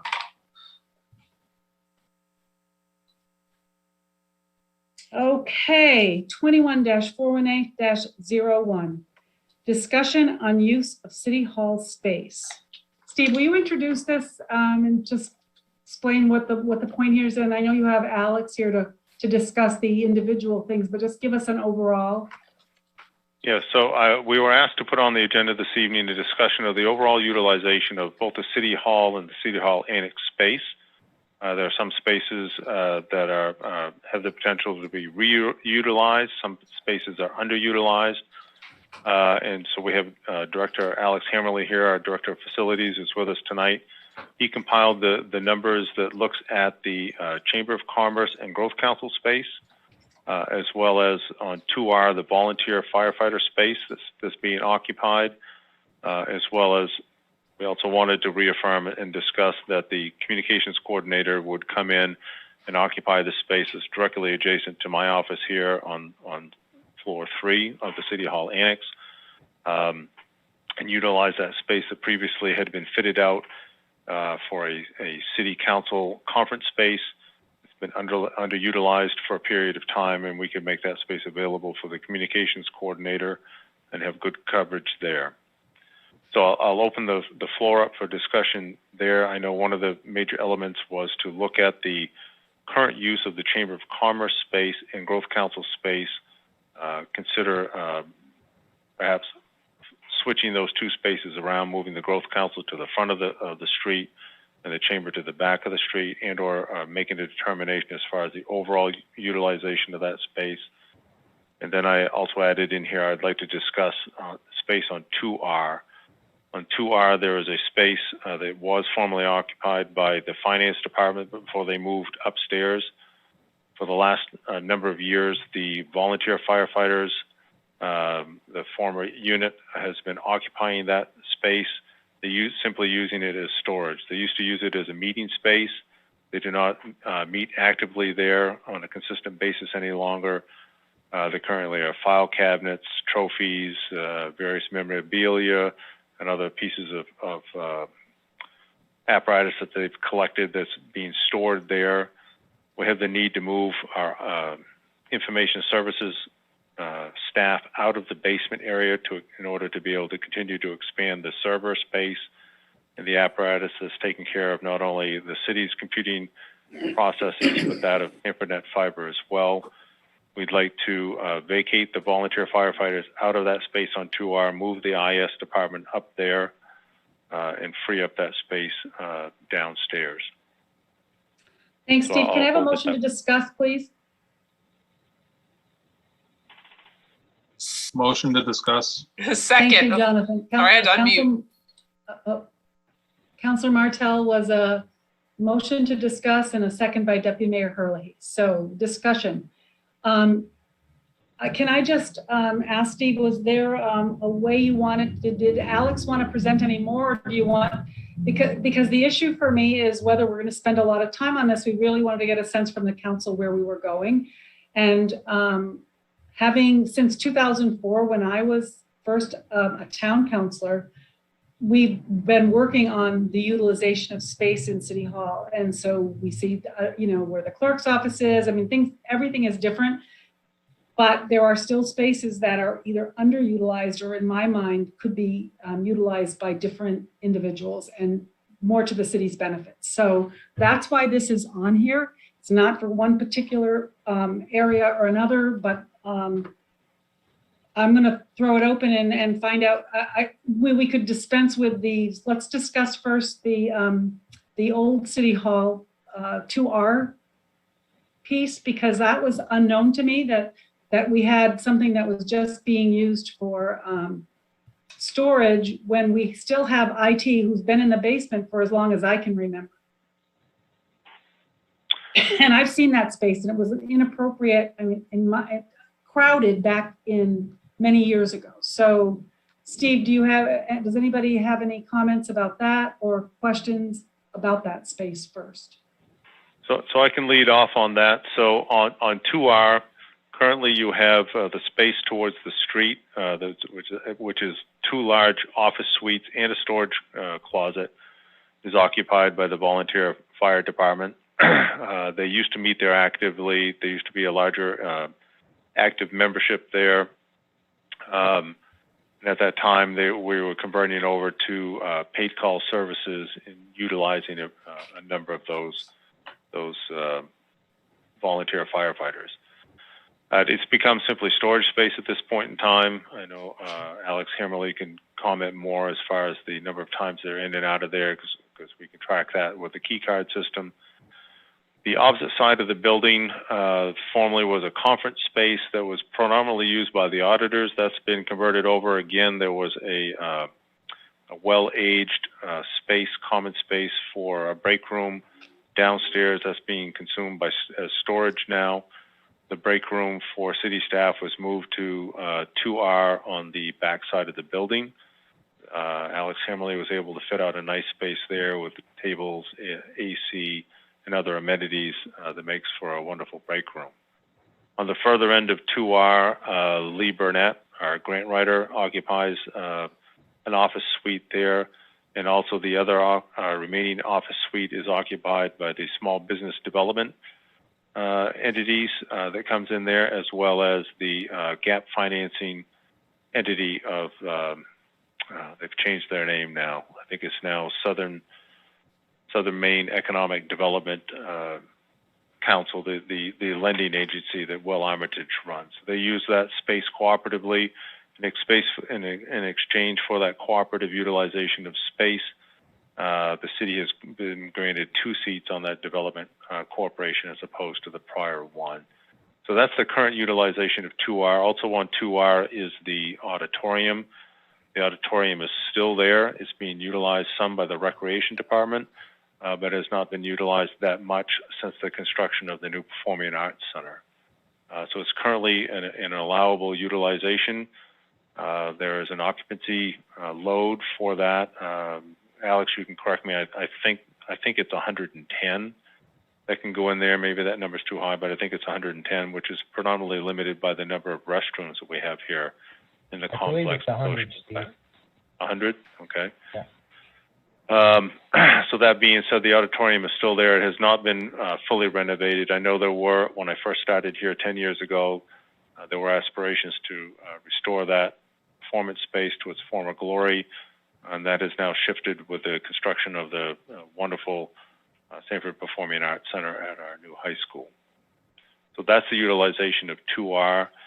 Administratively, we're requesting to move IS out of the basement and get them above ground for the first time because that space is needed for ancillary expansions of our servers.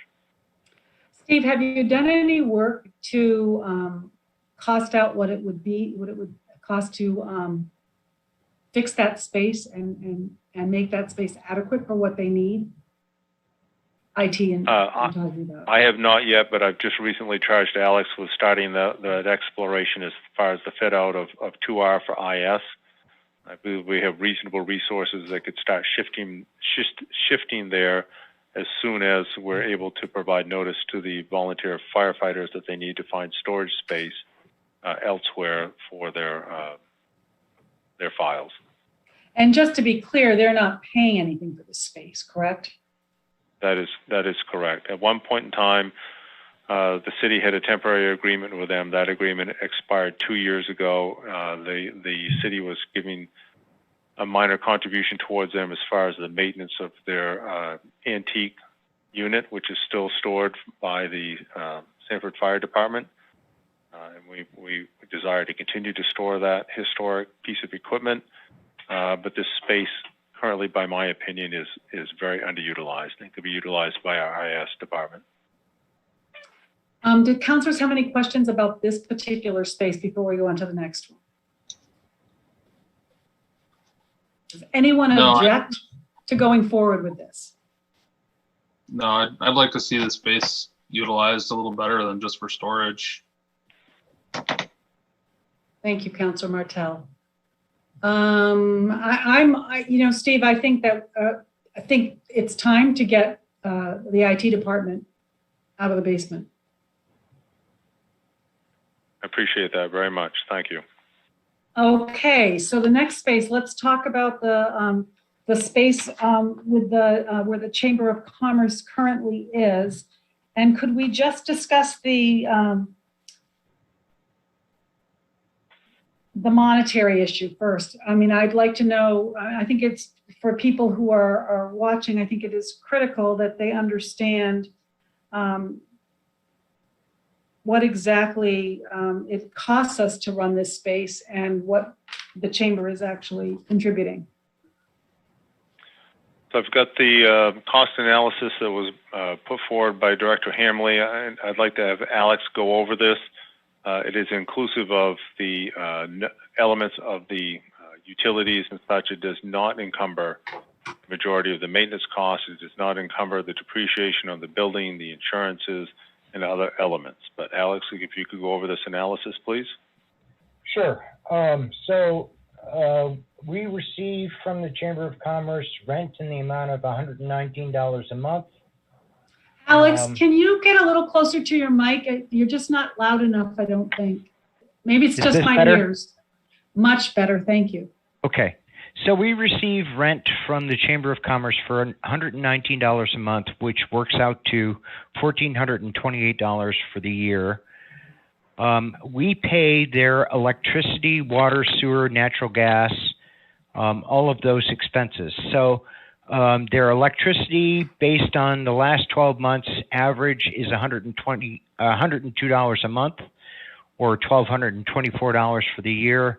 Water is $24 a month based on their pro rata share of the space, or $288 a year. The sewer, again, based on their pro rata share of the space, is $23 a month, or $280 a year. Natural gas, you'll notice that the pro rata share here is a lot different. That's because we only have one gas meter that feeds both City Hall and the Annex. So it's divided over a lot larger total amount of square footage, but it's $114 a month is their pro rata share, which comes out to $1,362 for the year. So total in expenses is $263 a month for the Chamber of Commerce. This is what the city pays to have them occupy that space. And annually, a little over $3,154. So the net carrying cost after you've deducted out the rent is $144 a month, or $1,726 a year. And so you said something, so they do their own, they clean their own space, and is there, and maintenance, like if something breaks in there? We take care of the major maintenance, things like the heating, ventilation, air conditioning systems. If they have problems with, major problems with lighting or other systems, we'll take care of those. We do take care of removing their trash and recycling every week. They take care of all of their other cleaning and maintenance needs, vacuuming and dusting and all of those kinds of services. Thank you, Alex. Have they done any major renovations to that space since they've occupied it? Not in the 20 years that I've been here. Okay, so essentially any money that's really been spent in that space has been spent by the city. Yeah. I see Deputy Mayor Hurley has her hand up. Go ahead. You're muted, Maura. Where do you get 3,500 square feet? I've been in that space a lot. Is there basement area, upstairs area? Because it's not 3,500 square feet. It is roughly 3,500 square feet by the dimensions I measured off the plans. That includes the conference room in the back that they have, correct? It includes the two office space, the entry space, the office space, the conference room space, the bathroom space, and a storage space. I really don't see 3,500. I do this for a living. I don't see 3,500. So. Well, maybe the plans are off or something. It is a lot of those spaces could be like that, but I mean, it's smaller than the lawyer's office I just finished, I think. So.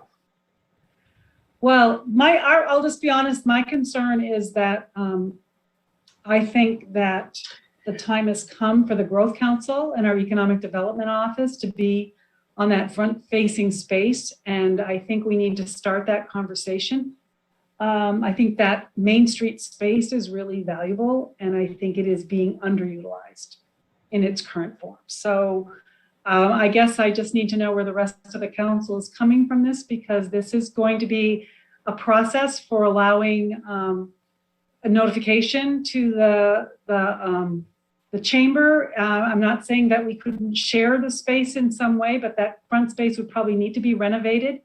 That big conference room would be more appropriate for the Growth Council. I remember having these discussions about that front space when we started the Growth Council back in the early days of the Growth Council. And I expressed an interest then in having that a combination space at the very least. But I'm absolutely of the feeling now that the Growth Council needs to be in that front-facing Main Street space. So, Deputy Mayor Hurley, your hand is still up. Is that your questions were answered, though? Correct? You're still on mute. Now I'm just worried the pro rata share isn't accurate. So. All right, I'm lowering my hand. It might not be. Counselor Stackpole, you have your hand up, and then next on the list is Counselor Hanselman. Yeah, I mean, I'm in agreement with the mayor. I think that, you know, this council has been all about economic development appropriately. And I think it's time for us to go all in on this and make the Economic Development Council the forefront of the work that we're doing and that the city is doing.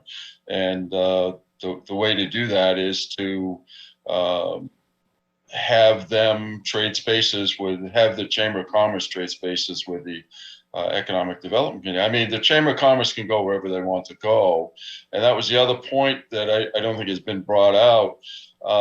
You know, we're looking at this and sort of subsidizing the Chamber of Commerce as if it was an arm of the city. And it isn't. The Chamber of Commerce is its own private entity.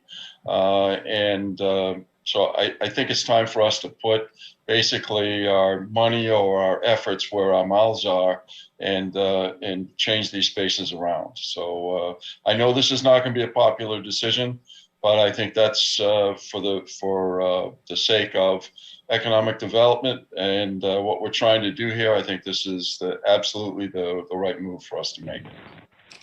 Councilor Hanselman. Thank you, Madam Mayor. I guess I'll just reiterate a little bit of what's already been said, but essentially, you know, the best use of city property overall is my personal goal. You know, I think in terms of the chamber space, when I think about the traffic that chamber, you know, sees compared to the Growth Council and what our new small business kind of consultant or advocate person may see in the future, you know, I really like that chamber not to lose its visibility entirely and also be part of the downtown, which it would still be in the Growth Council location if they were to swap. But I think it's just of the utmost importance that small business advocate, as well as, you know, access for the IUC folks to the Growth Council to be at the forefront right now of our downtown Main Street area. And I'd like to see that be a vibrant, you know, window to our in our downtown area as well. And I think the Growth Council's positioned well to do that. But you know, I do want to say overall that I hope we can present something that's an option where we could have some potentially, if not shared space, an option for them to look at the Growth Council space if the chamber so chose to do so. And along the same lines with the Call Fire Department, I don't think there's any opportunities where we can offer them storage elsewhere, but I'd sure like to see a presentation of here's another option where we could provide some assistance potentially, but just that these aren't the best uses of those spaces currently. But overall, I'd support a staff, you know, if City Manager Buck presented a plan, I feel like I'd be supportive of that. Thank you. Thank you, Councilor Hanselman. Other discussion by the council? Steve, have you begun the discussion at all, or you were waiting for the council to give you their thoughts? I've been in anticipation of this. No, I've not started any discussions. I wanted to wait to see what the council directive was on those conversations about these spaces. Well, I'm not hearing anybody say that they don't think it's a good idea. I'm going to be honest with you. Looking at us continuing to carry the expenses of the chamber just doesn't seem fair.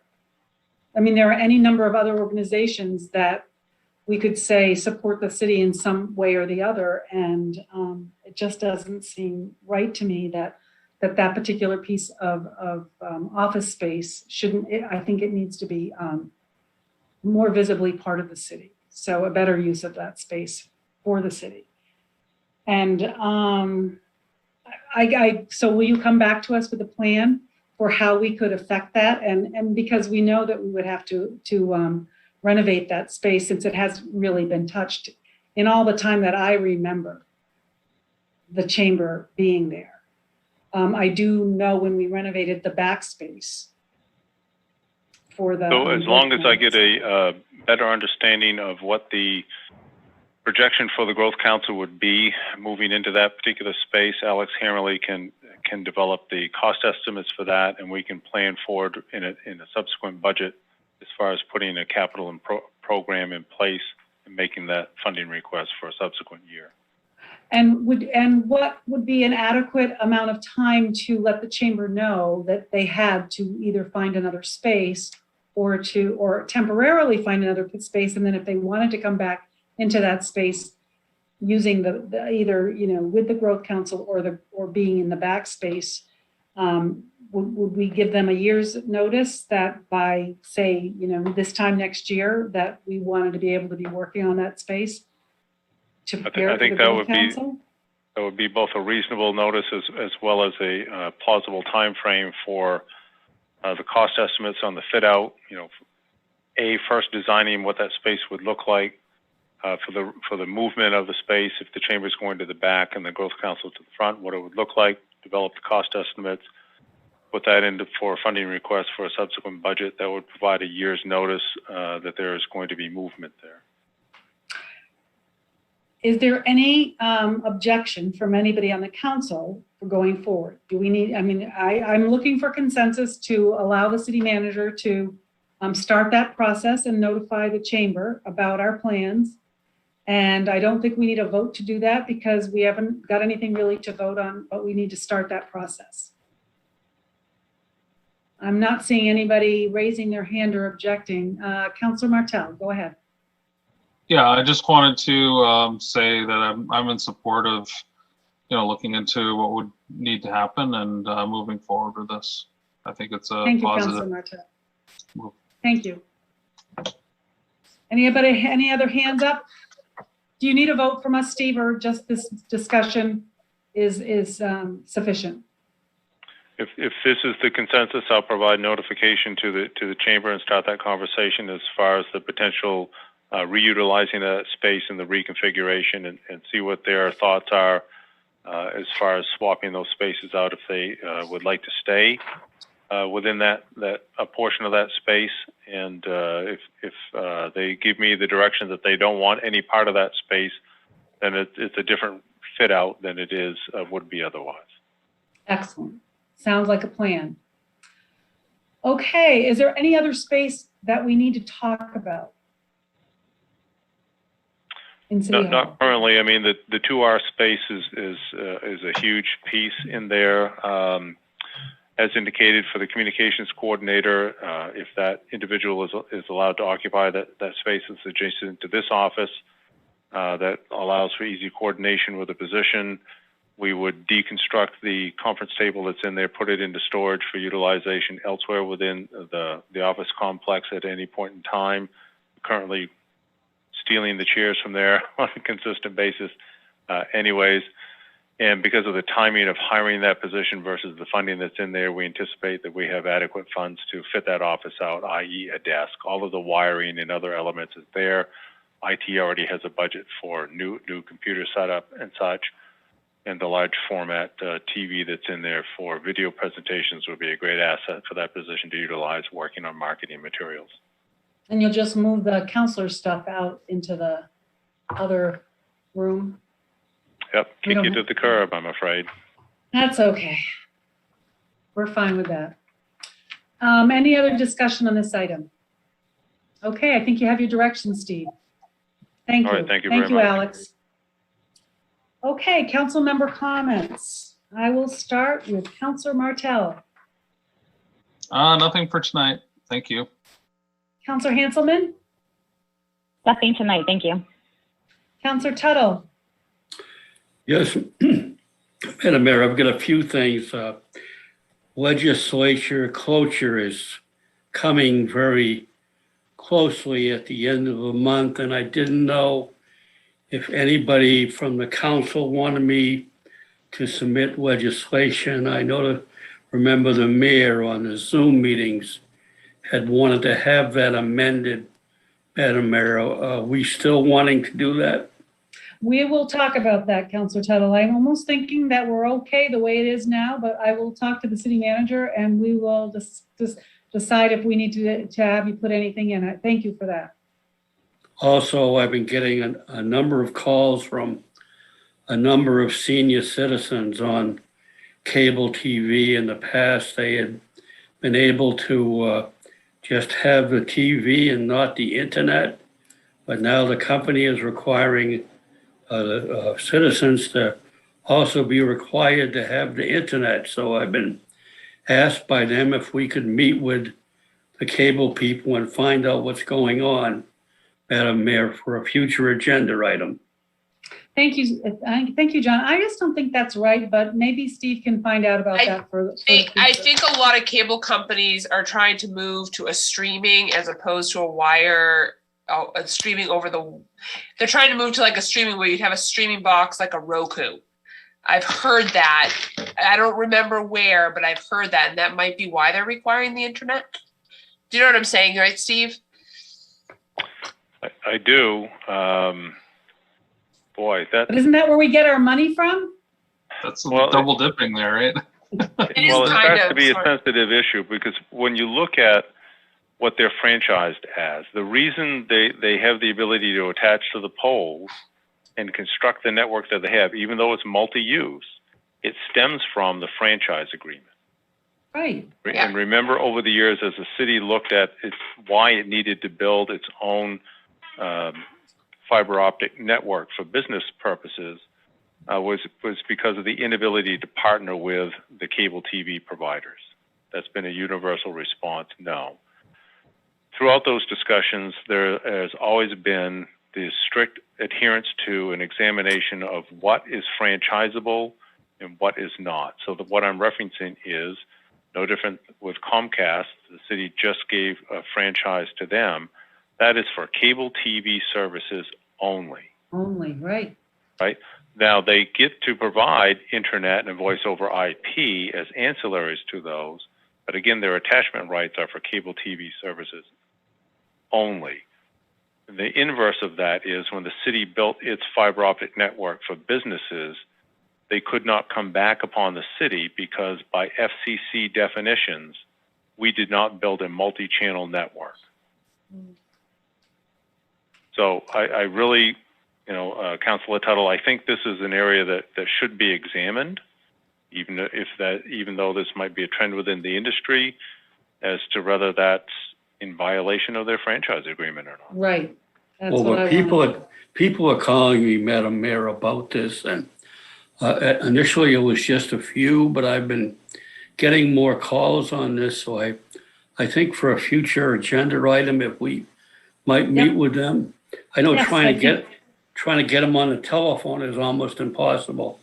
We will look into it, Councilor Tuttle. Okay, any other comments, Councilor Tuttle? Well, I have one that most of you know. My second grandson was born on June 23rd, 2021 at 6 p.m., right around supper time. So I imagine he's going to have a pretty good appetite. He's already over 12 pounds. And his name is Samuel Dean Shields. So I wanted to welcome him, and we're all very happy. He's built like me and Laura's father. So there's hope. Congratulations, Councilor Tuttle, or Grandpa. Councilor Stackpole, comment. Pepe. Yeah. I've been out front on this, and I know it's controversial, but I don't see any reason to back off on it now. I'm going to continue to encourage people to get their shots and say that both my wife and I have had ours months ago. All my kids, grandkids, the whole family has had their shots without any incident. So please, if you're hesitant, and I know there's many people out there that are hesitant, please do your best to be objective, obtain the facts, and strongly consider getting your shots if you haven't done so. Of course, I'm speaking about the COVID shots, the vaccine. So that's my comment for this evening. Thank you, Councilor Stackpole. Deputy Mayor Herlihy. I'll just say I've heard my first person the first person I know got their third shot. I think he got a new organ at some point in his life, so he qualified to get his third shot. He was down for a day, and he's feeling great. And so I know those are coming. So I'll just back up what Councilor Stackpole is saying. It's I'm thrilled they're keeping an eye on the efficacy of the shot so that we can, like the flu shot, continue forward and try to eradicate it like we did smallpox. Thank you. Thank polio. you, Deputy Mayor Hurley. And I just want to say that we are going to, until the numbers go back down again and we are in that Moderate range of not low to moderate, right? What is it called? Low to moderate. Low to moderate. We will be meeting by Zoom. We don't feel that there's any access problem, and we think that the benefits far outweigh that. The difficulty that some of us, it was nice to meet in person, even for those 2 weeks, but 6 weeks later from when we started, look at where we are. So things change quickly. And I agree, the best defense against this is vaccination. So if you know people that aren't vaccinated, please encourage them. That's the only way that we can protect the people who are unable to be vaccinated. And I have 3 of those in my family that are too young, and I'll do anything I can to make sure that they don't get sick. So future agenda items, we will go to Councillor Martel. Nothing tonight, thank you. Councillor Hanselman. Nothing for me tonight. Councillor Tuttle. Just the cable Yep, thing. we got that. Councillor Stackpole. Nothing from me, thanks. Deputy Mayor Hurley. I'm all set. And I have nothing. Thank you all for this evening. I think it was a good meeting, and I will declare us adjourned. Thank you. Thank you. Good night. Good night. Thank you.